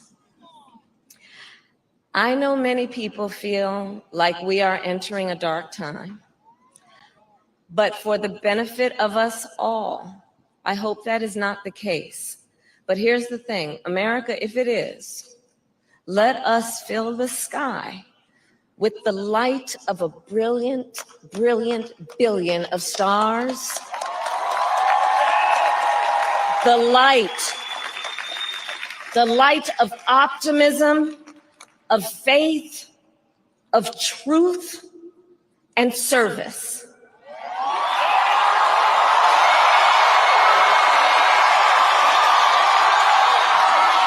It's you.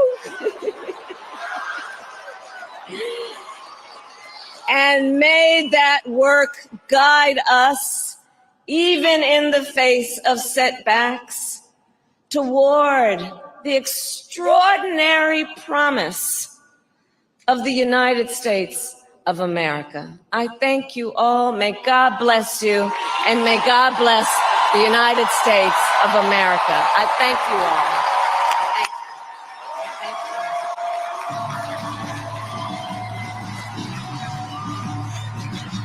Well, folks, that is Kamala Harris, Vice President of the United States. She has just given her concession address. She is headed out, and lady, don't let the door hit you or the good Lord split you. I gotta say, she was a little more naturalistic than usual. Obviously, she's a permanent resident of the Uncanny Valley, so she can only take short trips outside the Uncanny Valley. She seemed to make it almost to the border of the Uncanny Valley that time, but unfortunately, she was then dragged screaming back to the center of the Uncanny Valley for the finale of the speech, where she talked about how there would be 1 billion points of light, not just 1,000, 1 billion. Yay, perhaps 1 trillion, perhaps 1 trillion. So many points of light, because, you know, when it gets real dark, you can see the stars outside. And that means that now that it's really dark, you can be a star too, just like J-Lo or something. Here's the thing about Kamala Harris. She was a big nothing burger. Her candidacy was a big nothing burger. She has always been a big nothing burger. And that little concession speech was also a big nothing burger. So there are a few things she could have said that would have been useful. Like, for example, you remember that time I said that my opponent's Hitler? Yeah, you're going to be fine. She said you're going to be fine. But it's very hard to square that with my opponent is Hitler and you need to vote to stop him. And everyone around him is also Hitlerian. Right? That's a very difficult thing to square. It is very difficult to square all the things that she said on the campaign trail about the threats to America. There will be giant internment camps, which Democrats were saying, that every woman in America was going to be put under the gun, that essentially all rights would be stripped from you, with the sort of inspirational rhetoric she was using right there. And here's the thing. If she had campaigned as this Kamala Harris, maybe she would have had a better shot. If she hadn't tried the scare tactic of claiming that Donald Trump was Hitler with 7 mustaches and more orange, if she hadn't tried that, maybe people would have taken her more seriously, or maybe they wouldn't, because it turns out that was just a bunch of platitudinous nonsense. Again, in the end, the thing about Kamala Harris is nothing, because she is nothing. She's a stand-in for a party machine. That speech could have been given by 1,000 different Democrats, nay, 1 billion stars of Democrats. It could have been any Democrat in the United States who gave that list of platitudes and bumper stickers that mean absolutely nothing when ripped out of any sort of context or any sort of meaning. And because that is the case, what you have to do is look behind the facade that is Kamala Harris of the Democratic Party. And that's the reason she lost. She didn't lose. Honestly, I would feel bad for her if I thought that she actually were a real human being. But the fact that she is an NPC and that she effectively is just a stand-in for a party, don't feel bad for the party that she represents, because that party is lying to you. They put up these platitudes and these bumper stickers so you don't look through the veil. They don't want you to see the actual policies they pursue. This lady who says that she was a prosecutor, this same person suggested on a questionnaire from the ACLU that taxpayers should fund the transition of illegal immigrant prisoners. This same person who is talking about how be friendly to the stranger who you just meet on the street, that same person was personally attempting to bail rioters out of prison during the George Floyd riots in Minneapolis. The same person who is telling you that young people, you ought to have hope in the future, was also telling young people that they effectively don't have any hope in the future unless they're having their student loan debt relieved by the grace of government. The agenda does not match the rhetoric. It never matched the rhetoric. The rhetoric is completely empty because Kamala Harris is completely empty, and that's why she deserved to lose. It's why no one, I noticed that for all the talk in the media about how she was brat and Joy and a wonderful candidate, Joy Reid said she ran a flawless campaign. That for all of that, ain't nobody talking about her running again in 2028. Weird. If she's that great a candidate, they should be talking about that. Nobody's talking about that. So I think we can all bid a fond farewell to Kamala Harris from the public scene. We can bid a fond farewell to Tim Walz who will be as memorable as Tim Kaine, meaning that in about 6 months' time, you won't remember who he is, except he sort of reminded one of Don Rickles in some sort of bizarre way. It's a cross between Don Rickles and Gumby. And that's going to be the last you hear of Kamala Harris. So once again, goodbye to Kamala Harris. Raise a glass at your exit. Can I say I'm disappointed that she did not announce her reelection bid during that speech. That's what I was hoping for out of the speech, and we didn't get it. But maybe they'll run, like they're just running progressively more unpleasant women with each election. So we'll see what they do next time. So Pete Buttigieg is next. Yeah. Yeah. She did a relatively good job on the speech, but I think she did a good job because it's relatively easy for her to be gracious, as she had no business being the nominee in the first place. She didn't really work for it. She's already made it so much further in politics than she ever deserved. So for her, I guess she can think, all right, well, you know, on this fluke, I almost became president. I made it to be VP when I really had no business doing that. And okay, now it's over. Joy cometh in the morning. It's not just the bizarre policies that those speeches cover up. It's the open, the central policies, things like price controls, which is a Soviet idea, the taxing the money that you've made on your house but haven't realized yet, which is pure robbery. The misinformation idea that they are going to decide what misinformation is. The government is going to decide. Those are central ideas to the Democrat Party, and they're completely anti-American and unconstitutional. And it's we pick on these things. We pick on these things like funding trans operations for people in federal prison, but their open policies, their central policies are absolutely disastrous. So I agree that the election was a repudiation of leftism, which is basically Matt's point at the top of the show. And I agree with Ben that in many ways, Kamala wasn't even a person running for president so much as she was a position, she occupied a space on behalf of the machine itself. They needed something that looked approximately like a human to carry forth their ideas. But people do matter in politics. And had the person we just watched for the last 12 or 15 minutes run for president the last 120 days, it's not clear to me that Donald Trump would have emerged victorious, because even though the speech was, I'm with you on that. I know that you guys granted Donald Trump immense superpowers and hold, but that person we just watched on stage was credible. Yes, the speech was platitudinous. Yes, it said nothing, but the American people don't always. I mean, they flip wildly between election and election on different policies. I have never seen the person who just stood at that podium. Look, I, as a follower of American politics, much more closely than most, one might say, I've never even met the person who just walked out to that podium. She gave a cogent speech. She gave an articulate speech. She gave a speech that sounded very human.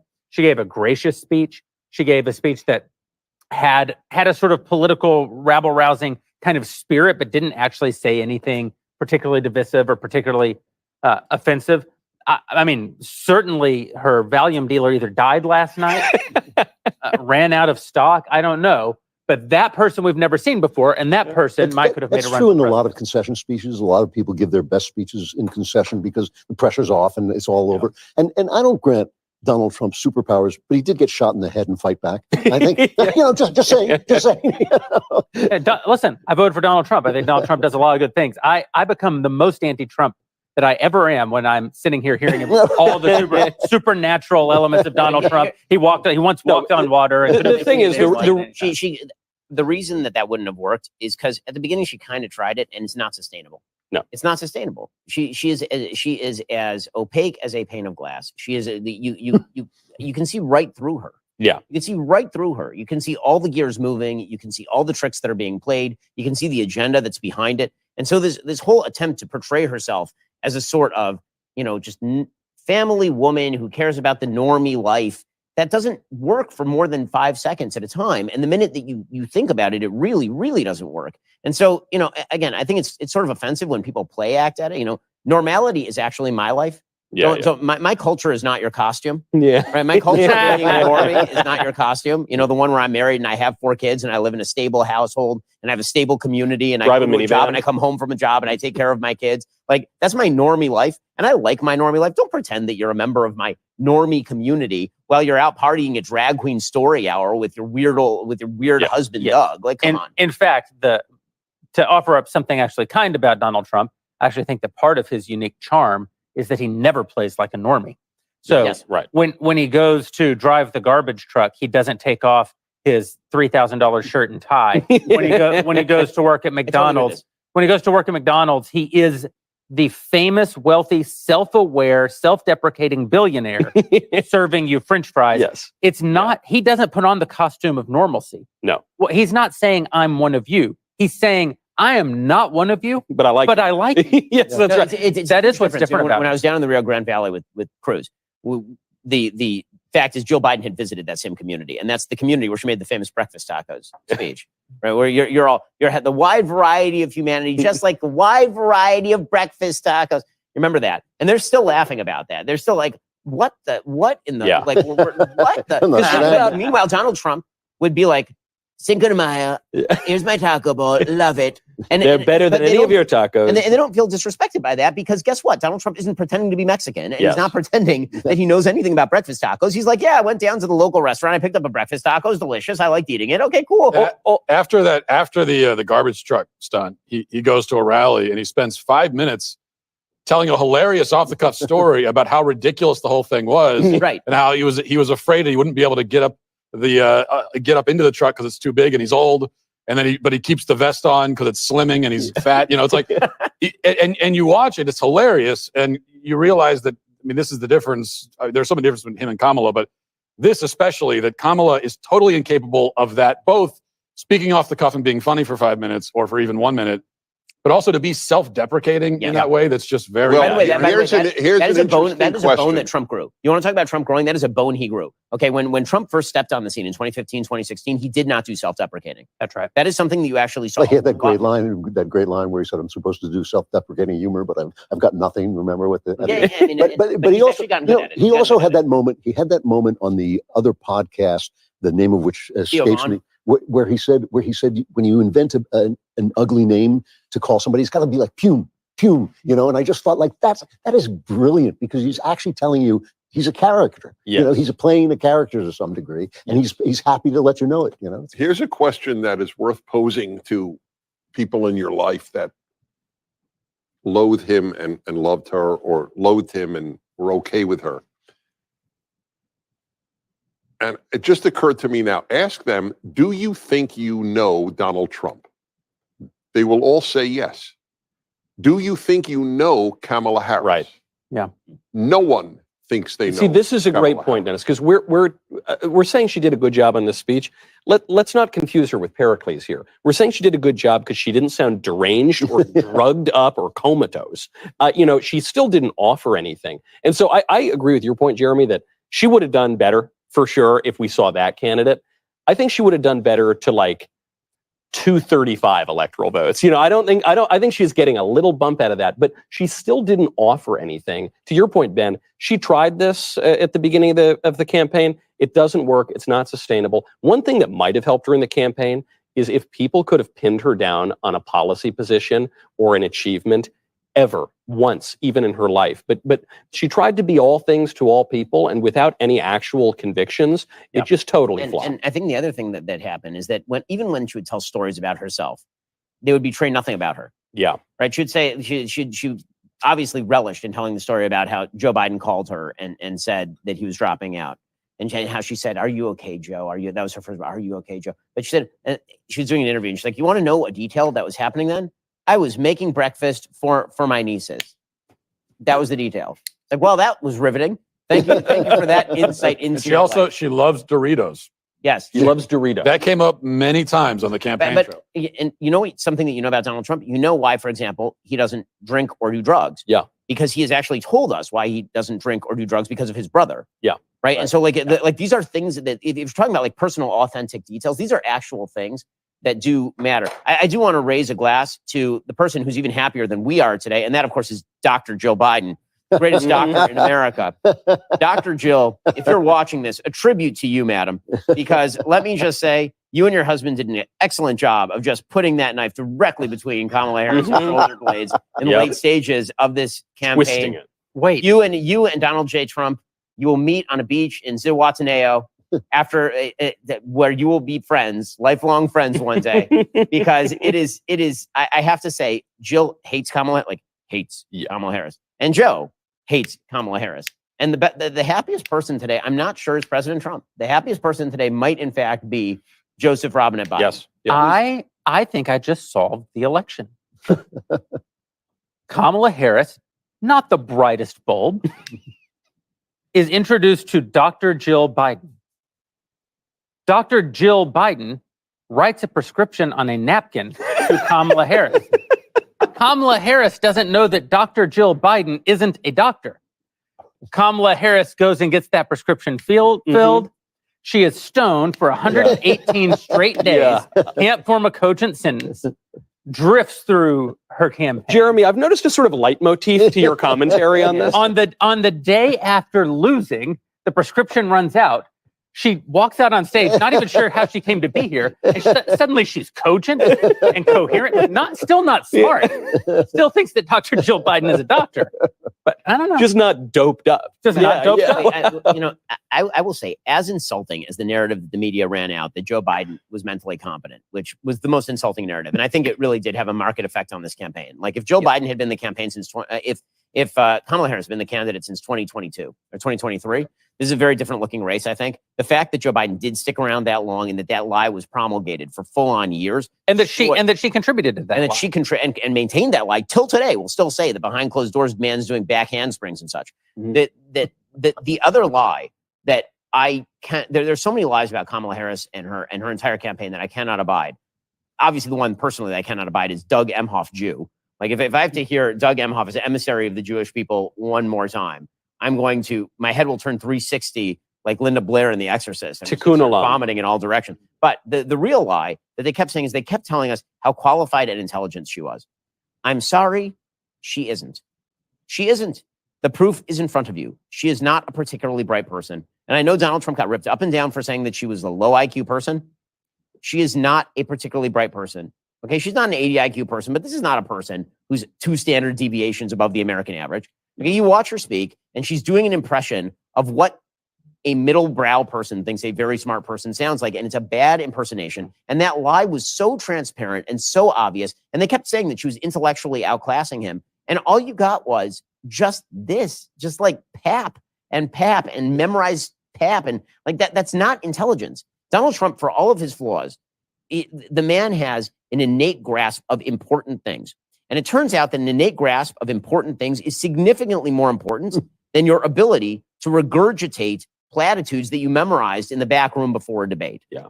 The other lie is that there's one thing that I'm the only person in American public life who I heard talk about the reality of how our enemies perceived us elevating a woman of no merit to run the world's sole global superpower. It's amazing to me that we just ran this race and no one talked about what it would mean for our national security to do such a thing.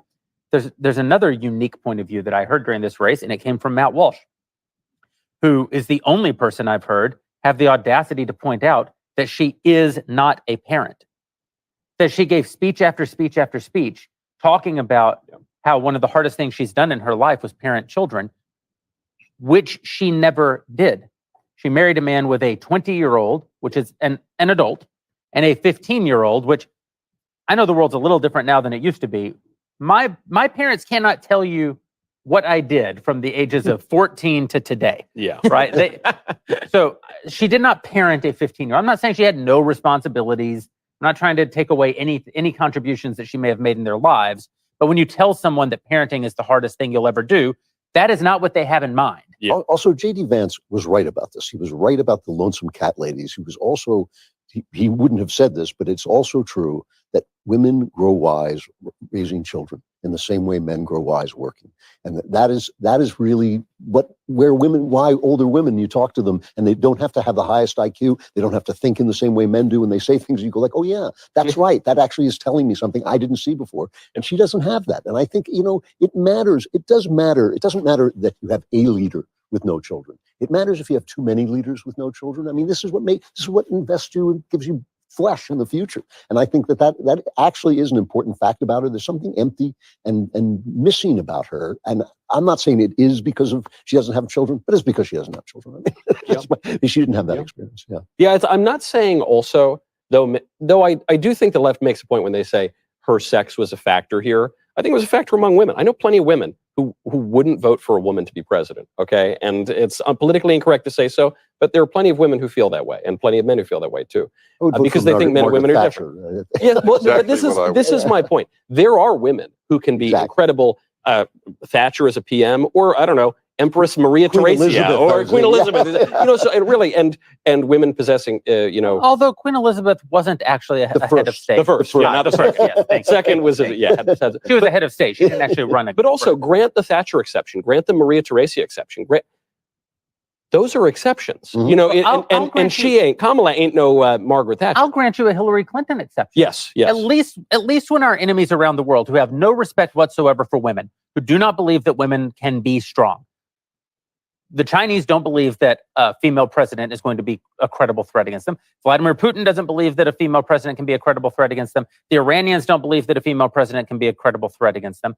At least when they look at Hillary Clinton, who did stare them down as Secretary of State, whose husband had been president and deployed the United States military, who was kind of a tough old battle axe by the time she ran. No, there's no question. At least when they looked at her, it was possible. They would at least have to think, well, I don't know, what if I'm wrong?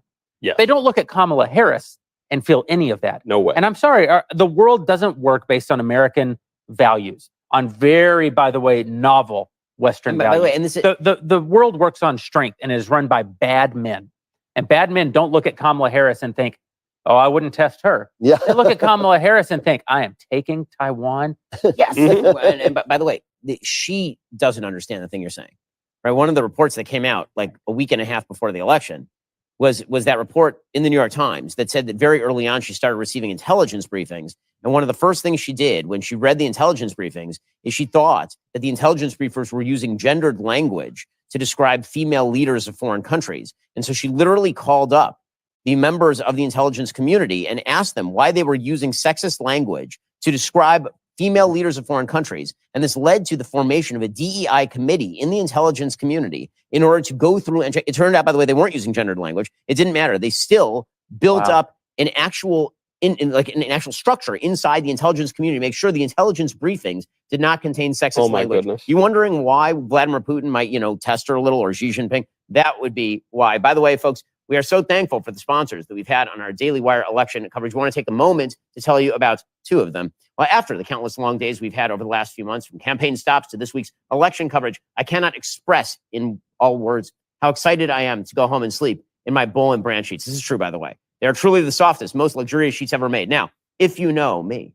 I'm someone who likes facts and logic. Here are the facts. These sheets are made from 100% organic cotton. They're breathable, ethically made. They get soft with every single wash. Unlike most things in life that claim to be premium quality, these sheets are, in fact, the real deal. I'm talking about the kind of quality you feel immediately. The moment you touch them, you'll understand why over 500,000 Americans, including geniuses like me, sleep on these sheets every single night. By the way, I actually do bring a Boll and Branch blanket with me when I'm on the road. They are in fact that good. I don't like the hotel sheets. So I should bring a blanket with me from Boll and Branch on the road. And as Donald Trump said, we have to protect our geniuses.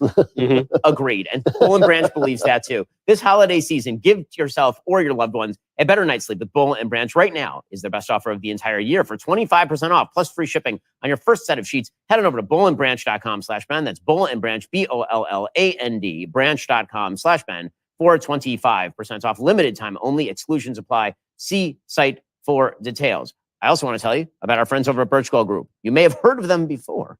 After holding our breath for the past several months, we can finally exhale. Work can finally be done on some of the major issues this country is facing. One of the most significant issues being our national debt. The fact is our nation is broke. That debt is a house of cards that can't quickly be dismantled. Michael, do you have plans to protect your vast savings that you have received at our hands? I certainly do, Ben, because well, you take blankets and things with you on the road. I take bars of gold. If the apocalypse kicks off, I know. But I do invest in gold. And let me tell you something, over the past few weeks, I am glad that I have diversified my portfolio into gold. It's a really great thing. As long as the economy is a little bit, dicey, which is basically all the time, it is really a good thing to consider diversifying into gold. That is why you want a safe haven for your savings. Birch Gold Group, my gold company, will help you convert an IRA or 401k into an IRA in physical gold. Best news is, does not cost you, Ben, not one penny out of pocket.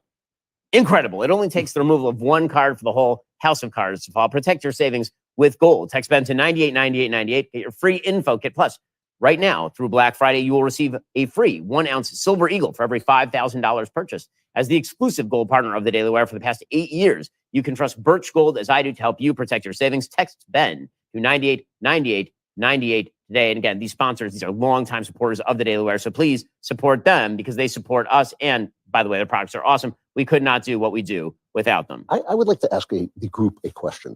I pulled a Dennis Prager-like experiment this morning.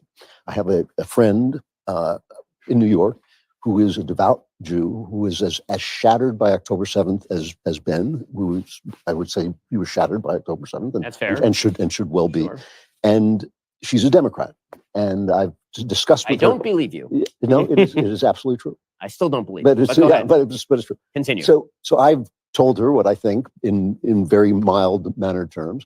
And she doesn't believe me because she's got that Democrat thing. So I said to her today, this is going to be a great presidency. Watch what this president does, not what the media says he does. Watch what he does, not what he says. And just tell me if he's not better for the things that you care deeply about. And she's almost been all Israel since this has happened. And she said, okay, I will. Any chance that's going to work? If it hasn't worked already, I have doubts that it's going to work in the future. Again, the reason I don't believe you is not because you're innately non-credible, although that is one reason. Yeah, of course. But I work at that. The real reason I have trouble believing that is if somebody is truly shattered by October 7th and truly shattered by what happened. Change your entire personality. If it changed your entire personality, I don't know how you can look yourself in the mirror and look at what Joe Biden and Kamala Harris have done to the state of Israel in the middle of an existential war on 7 fronts, and then say that Donald Trump, the most pro-Israel president in American history, bar none, there are no close competitors, that you are so bewildered and befuddled by Donald Trump that you have to vote for Kamala Harris, who couldn't bring herself to even say that Israel was not committing a genocide when people were protesting her rallies. I can explain it to you. Okay, please. Yeah, she gets all her news That's from right. places like the New York Times. And so she thinks, oh, he's for Israel. He's And the New York Times was not shattered by October 7th. Yeah, so right. she gets her news from something that has no empathy with her own reactions. Well, but It's a farce. That's the part I find bewildering, because I don't know how you could read the New York Times, which runs stories that, shall we say, are mildly non-credible about things like Israeli soldiers shooting children in the head for sport, right? They ran a front page story suggesting that's what Israeli soldiers were doing. And then they ran x-rays that were clearly not credible x-rays along with that story. And she still believes the New York Times. Every Orthodox Jew that I know canceled the New York Times in 1997. I'm not even kidding you, okay? Because that was the year that they ran on the front page of the New York Times a photo showing an Israeli soldier who is defending a kid who's having the crap kicked out of him by Palestinians. And they ran the story, the kid, there's a bleeding kid, soldier, and they ran the caption underneath the picture suggesting that it was an Israeli soldier beating a Palestinian child. They ran it on the front page of the New York Times. Every single Jew that I know, except for Dennis, who has to read it for informational purposes, every single Jew that I know canceled the New York Times if they cared about that. The New York Times has been a laughing-stock in the Orthodox Jewish community.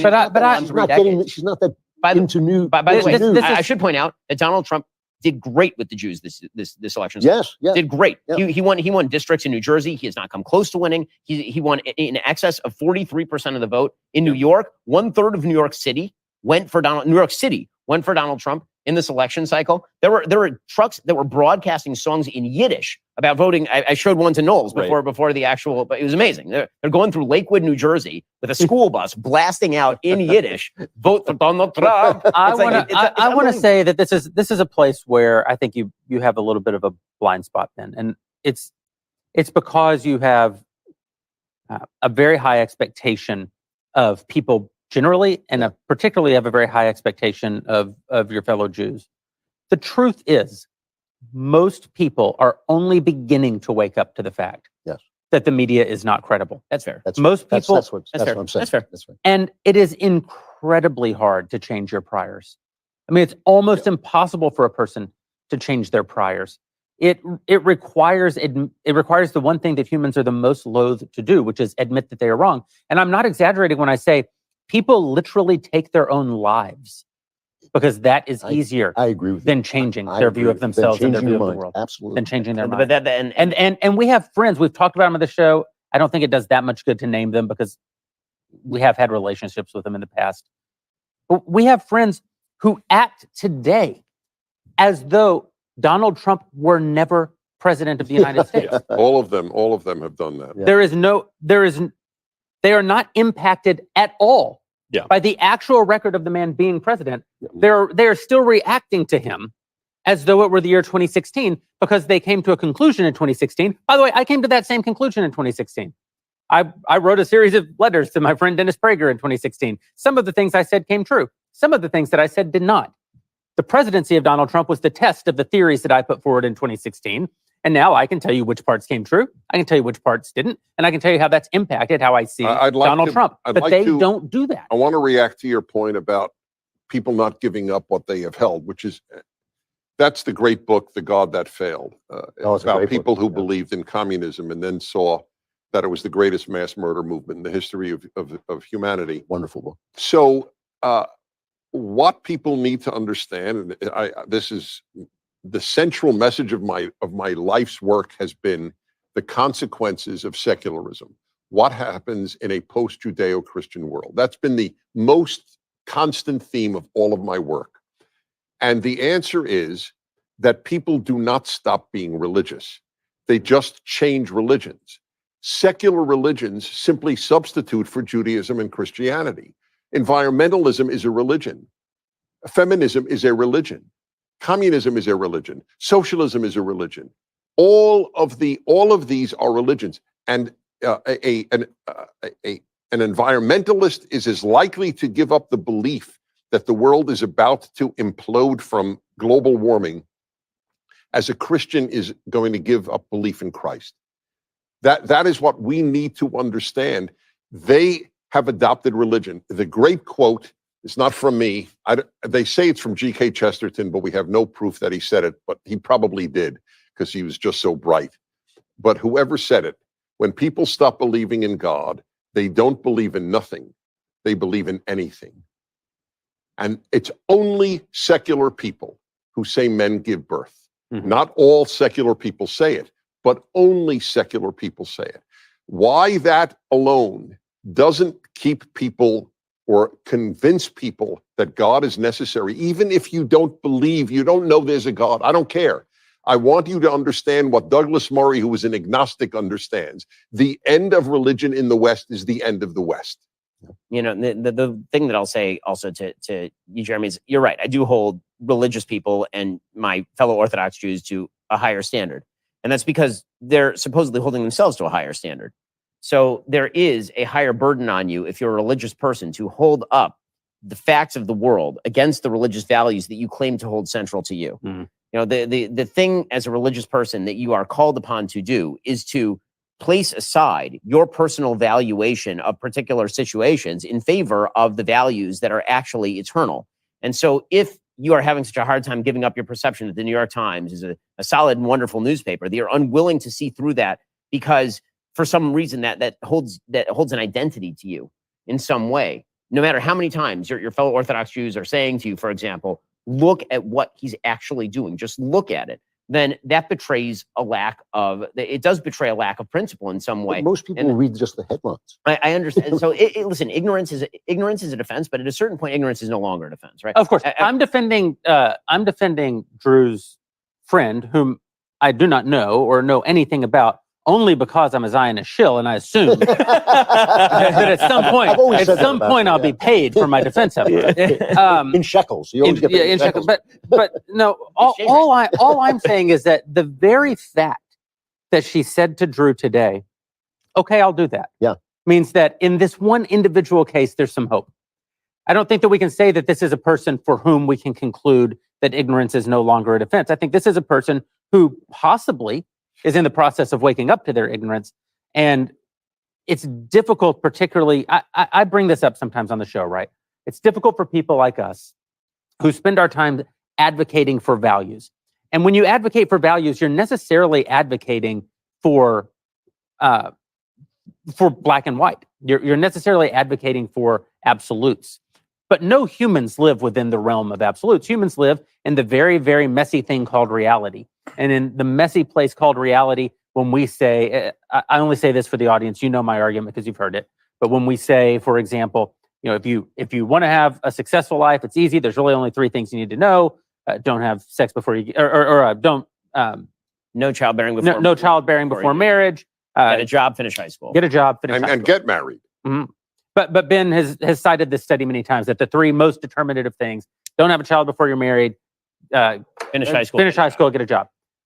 But most people to whom we're speaking, if they're not already living the life that we're trying to call them to, have already failed at 1 or 2 or 3 of those things. And so we have to make sure that while we're advocating for our set of values, we leave room for people to live in the messy world and draw near to.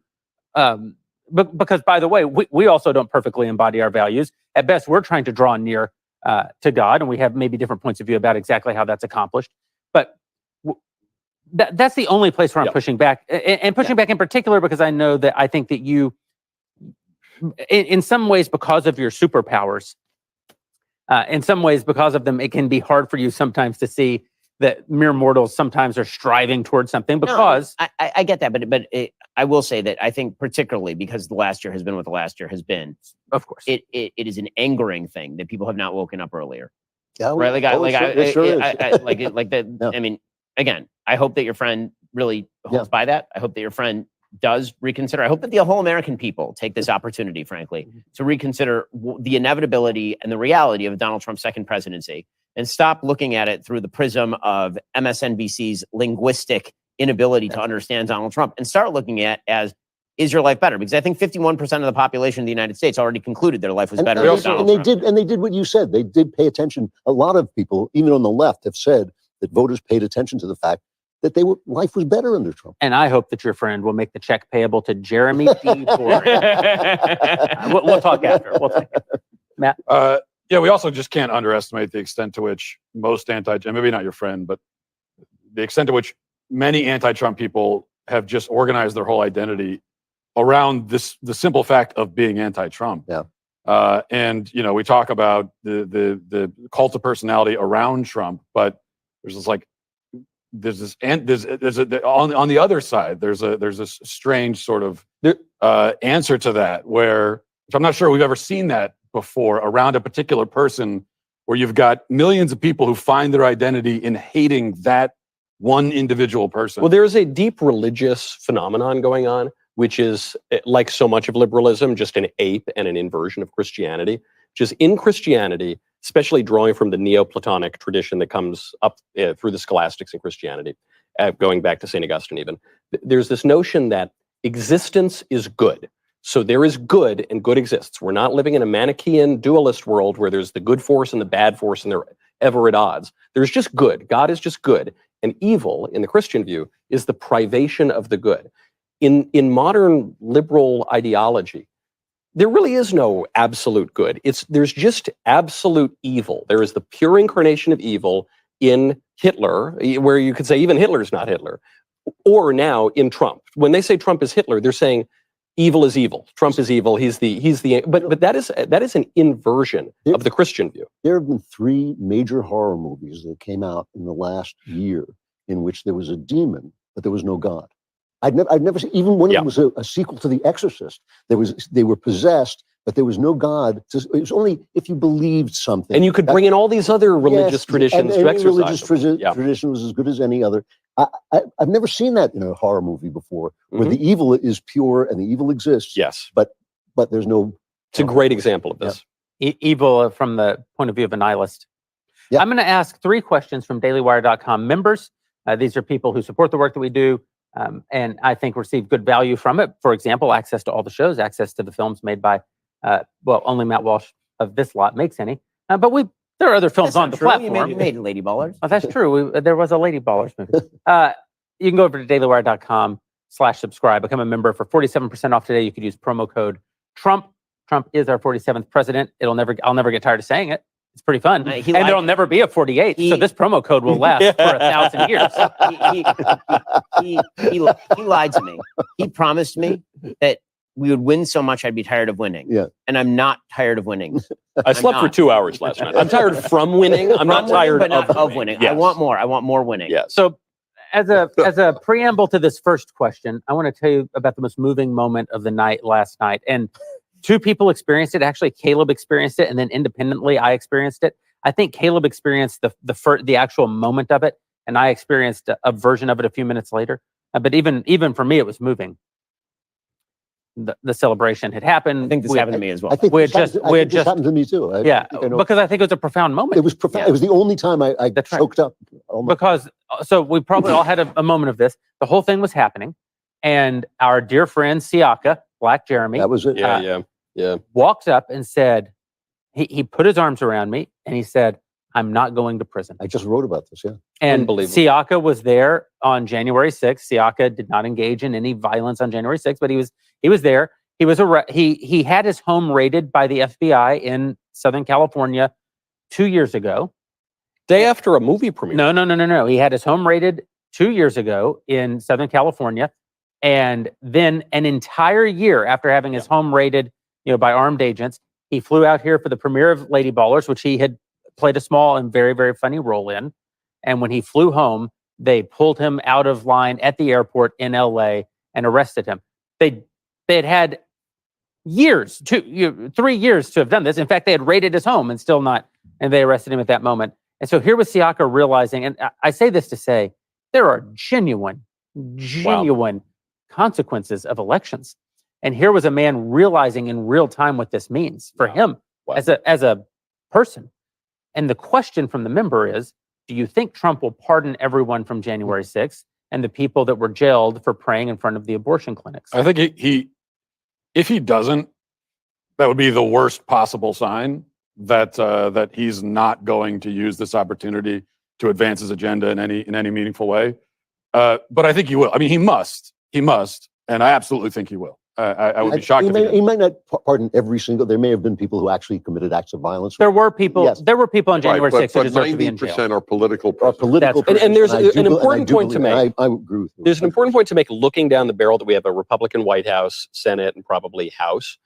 When the member asked this question about people who are jailed for praying in front of abortion clinics, they're talking about a law called the FACE Act, which was passed in the 90s. It was under Bill Clinton. It was a dishonest law from the start because it said it was going to protect access to abortion clinics on one hand and places of worship on the other. And that second part was completely fake. It was contrived to get the law through. That is not what the law is used for. The law is used to punish pro-lifers. And pregnancy, That's right. pregnancy centers too. It's supposed to, It's supposed protect. to never used to and do they've been that. burned down, and Of nothing's course, been done. and it never. It is only used to go after pro-lifers who demonstrate peacefully at baby killing mills. And I am calling on Republican lawmakers in the House and in the Senate, and on President Trump, who's the most pro-life president we've ever had. Please put all your political capital that you got behind repealing the FACE Act, which is one of the most unjust laws in the United States. Beautiful, innocent people, 75-year-old women who all they do is pray peacefully in front of abortion clinics are sitting in prison right now, in nasty, dangerous prisons because of this disgusting law. It's one of the gravest injustices in the country. Every Republican lawmaker, get up when you're sworn into office and repeal the FACE Act finally. Absolutely, but before that is repealed, and that needs to happen, Trump also just needs to pardon. And also pardon all those people who are in jail. There are old women who are right now going to federal it's an prison atrocity. for praying in front of abortion clinic. And so that's something that, and I truly believe he'll do this almost right away. He must do it, and I think he will do it. How do you think, I love asking questions. How do you think Merrick Garland will be regarded to the extent that he is ever remembered? I mean, it's a Merrick, serious babyface question. Garland. Yeah, well, he's your brother, Drew. So. He turned out to be a very bad human being. And that was the portrayal of him when he was nominated for the Supreme Court was angelic. And he turned out to be diabolic. Well, it may even be the case that he was a better man.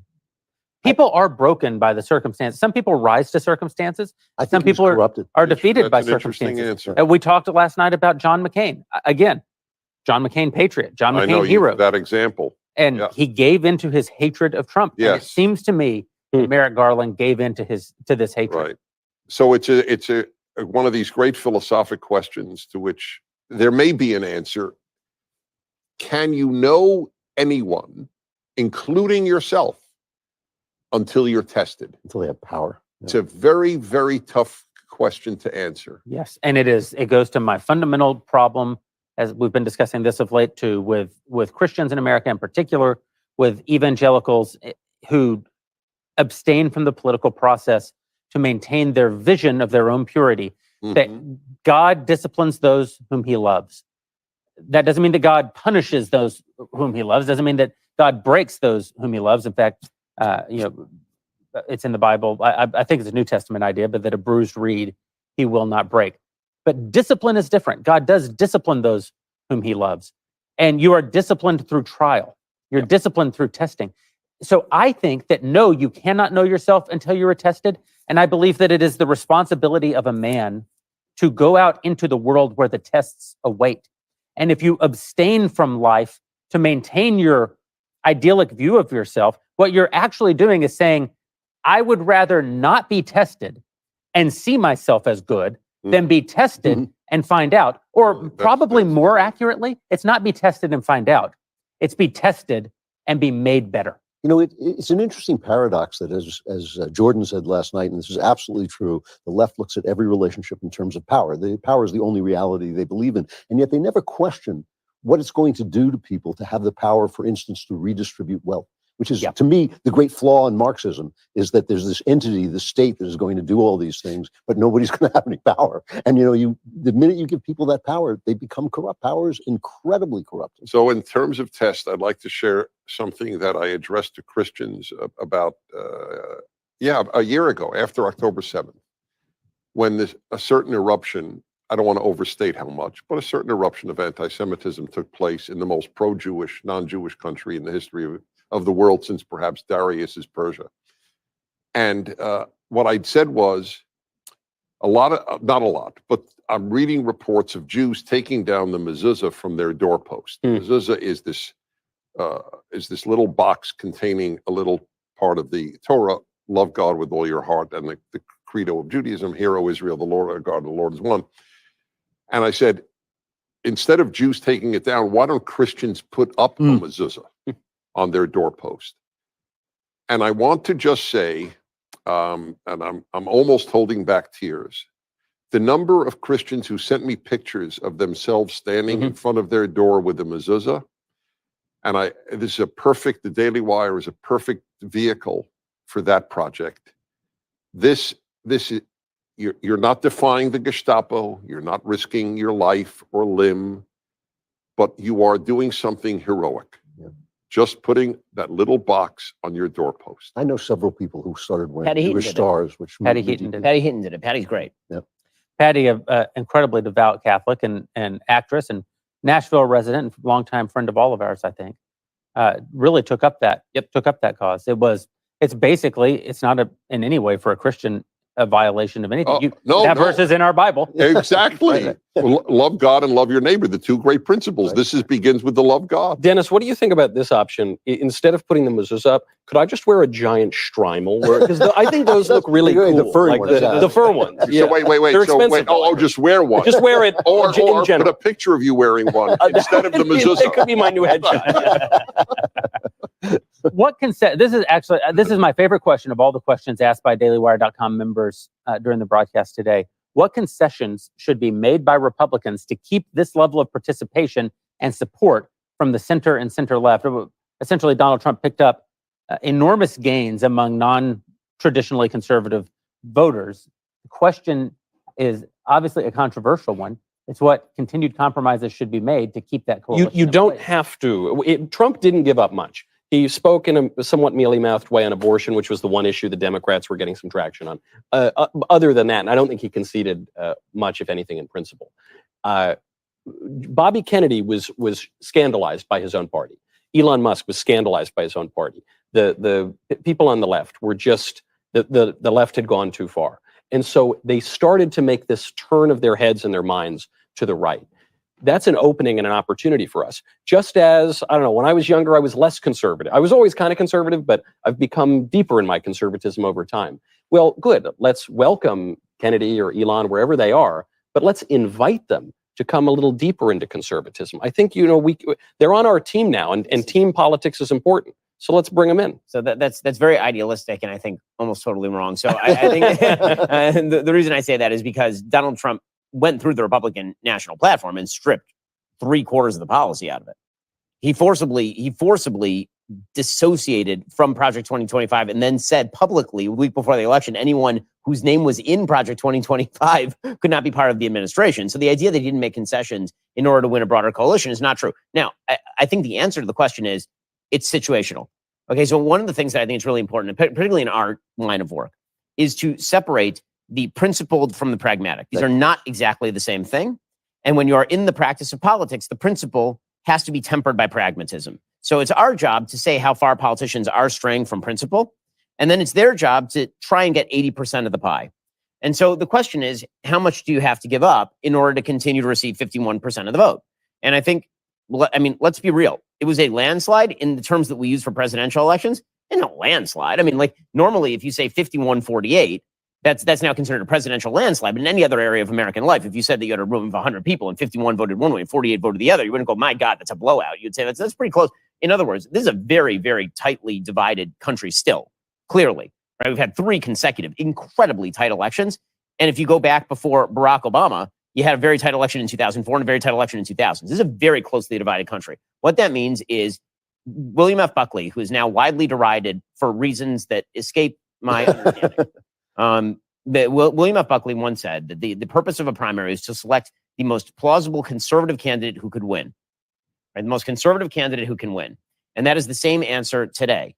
What is the most conservative thing that you can push and still win? And still win. It sounds like ugly to us because we're in the business of principle. And it should sound ugly because pragmatism is dirtying. It's what you said about, religious people getting involved in politics. It means that you have to make concessions and bargains with things that you don't like. Listen, as you say, I'm as Jeremy and I are exactly the same on the pro-life issue. I'd love a candidate who came out and tomorrow said constitutional amendment banning all abortion in the that'd be great. Also, that is a great way to alienate Elon Musk and alienate Joe Rogan and all the people who voted for. If Donald Trump had run on a platform that we all approve of socially, right, like traditional marriage, for example, let's say he went back to like the 2004 Republican platform, traditional marriage.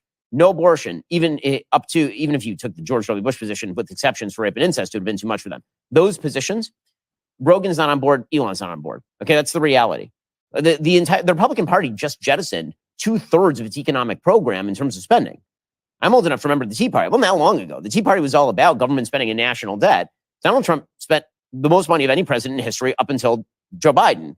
And so that was jettisoned in order to win votes. Pretending that didn't happen doesn't make the thing go away. And I think, and I also think it's dangerous to pretend that it did because then you actually are sacrificing the principle. But it didn't change the principle. The principle is in fact being negotiated in order to achieve the thing. That's not a sin. That's just called politics. But that is how you get to I think though majority. There's a little idealism in this view of things too, though, because we all remember the halcyon days of the Tea Party. The Tea Party in office did not accomplish very much. Republicans have not cut spending since Calvin Coolidge, by my calculation. I agree. So the point I'm making is that the revealed preferences of the American people tend to actually be pretty consistent. Okay, here's where the American people are by pretty much every poll statistic. Okay, and regardless, this is not about what we want. This is what the American people keep showing. The American people on abortion restrictions, if you were to take like a national average, okay, because we're talking national elections, not in each state, right? Florida's going to ban abortion. New York's going to have abortions till they're 9.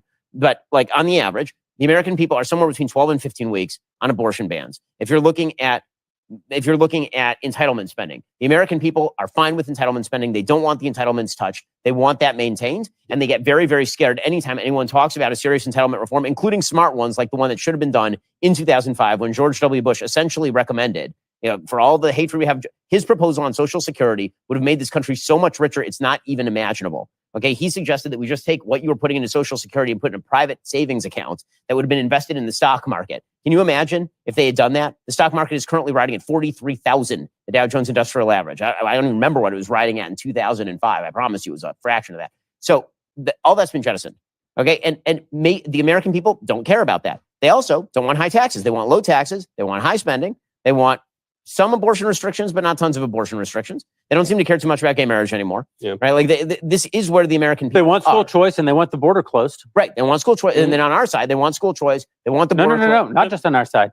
No, plurality on both sides. I mean that on an issue that cuts in our favor. They want school choice. They want the border closed. They want a strong American military that deters war and prevents foreign actors from doing bad things to us. They want strong policing, right? Like they want mass deportations. I mean, yes. That's a majority view. That's a now. majority Mass view, yeah. deportation. And it'll be interesting to see, by the way, I do wonder when it comes to mass deportations, whether the revealed preference of the American people will be different from the thing that they're saying right now. Yeah. Because I think when most people think mass deportations, they're thinking of the Venezuelan gang members who are taking over apartment buildings in Colorado. They're not thinking of, the gardeners in Los Angeles. Well, Trump knows that. I know he knows that. That's why he's not going to do it, by the way. The other thing we're really fortunate about is we need some structural changes that nobody is going to really be thinking about. The whole thing about the bureaucracy, about Chevron, those are huge deals because they, I think of Trump, before the running back, I hate to use a football metaphor, but I love the game. Before the running back can take off, some 300-pound guy has got to knock the lineman out of his way. That's the way I think of Donald Trump. I think he is setting.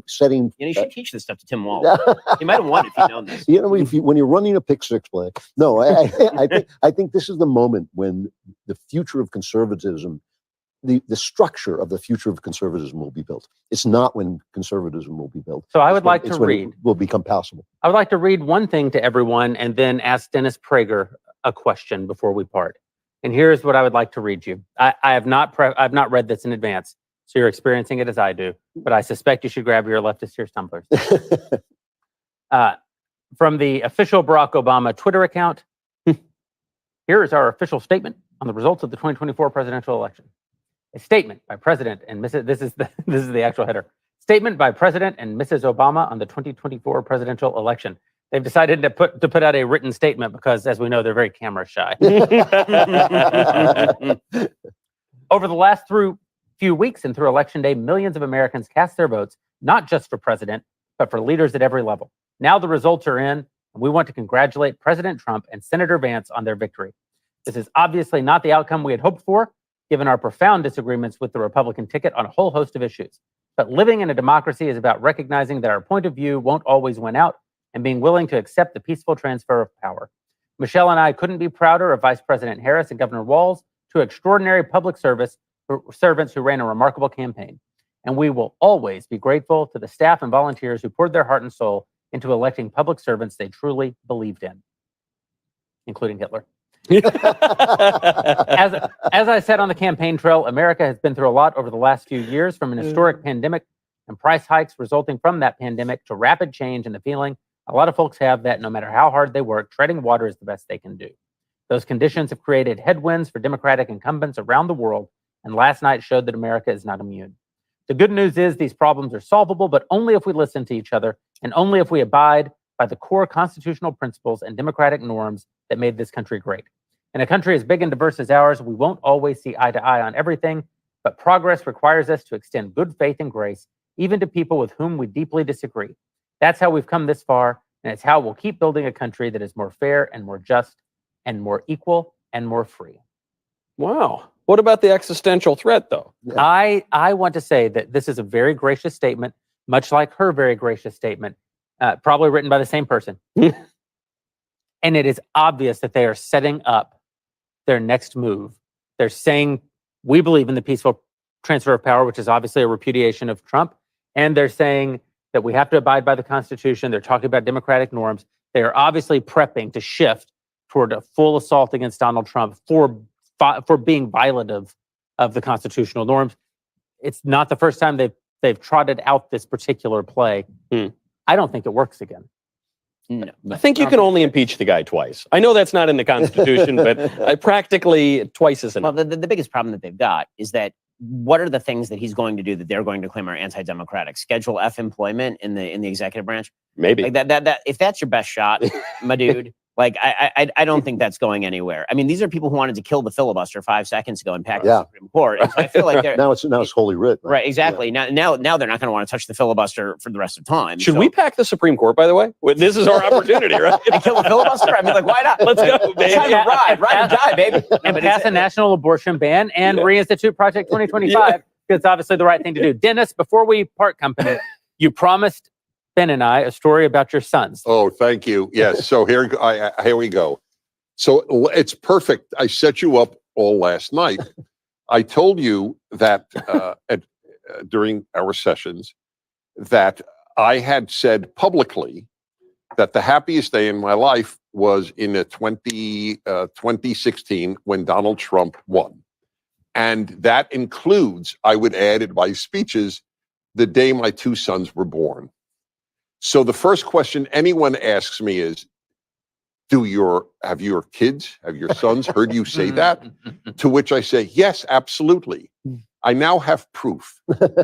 This is what I got unsolicited from my 2 sons. I have to find this for you. I didn't know if we would. I didn't want to interrupt with my personal, but it is so precious.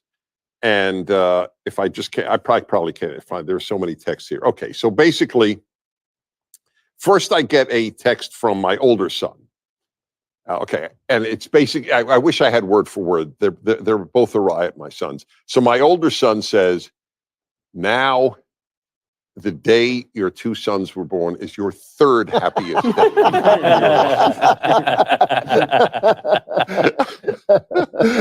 I read it in my hotel room. When you start laughing when you're alone, you know something is really funny. So that was, so for those who wonder how my kids reacted, then my younger son texts, his last night was happier than the day I was born. I think we can all raise a glass to that. Yes, To happy Yes. days and happy days ahead. Right. Happy days are here again. Yes, indeed. Dennis, thanks for spending this time with You with guys, us. love you guys. And to our Yeah, Daily it's Wire great to see you subscribers, guys. thank you. And everybody watching at home. What an amazing last 2 days. What an amazing election cycle. And we look forward to seeing Remember, you down get the a road. subscription, guys. I mean, come on. Yeah. We don't do this for free. Come on. 47th president, 47% off. New Daily Wire Plus annual memberships. Go to dailywire.com/subscribe. Use code Trump for 47% off. There's never been a better time to be in the fight. Who knows? Maybe we'll just keep drinking and clinking glasses forever, but only if you help us. Only if you join the fight. Right. That's right. Here's a little glance at how we ended the night last night. Oh my gosh, we have made America great again. Let's go! Oh my goodness, 10-8, I told you, it's a 10-8 round, baby. Trump all day. Dude, I want to cry right now. This is absolutely insane. America is back. We're not a socialist country. Yes. 47, let's go, baby. My heart was beating out of my chest. I haven't had that like ever. This feeling is unbelievable. I am so excited. America showed up. So that we don't want that cringe win. A full circle moment for Trump, definitely. This isn't a win for Republicans. This isn't a win for Americans. This is a win for the entire world. What a historic moment, and no better place to be than the Daily Wire, baby. Everybody wants to know what would have happened if we didn't win. I guess we'll never know.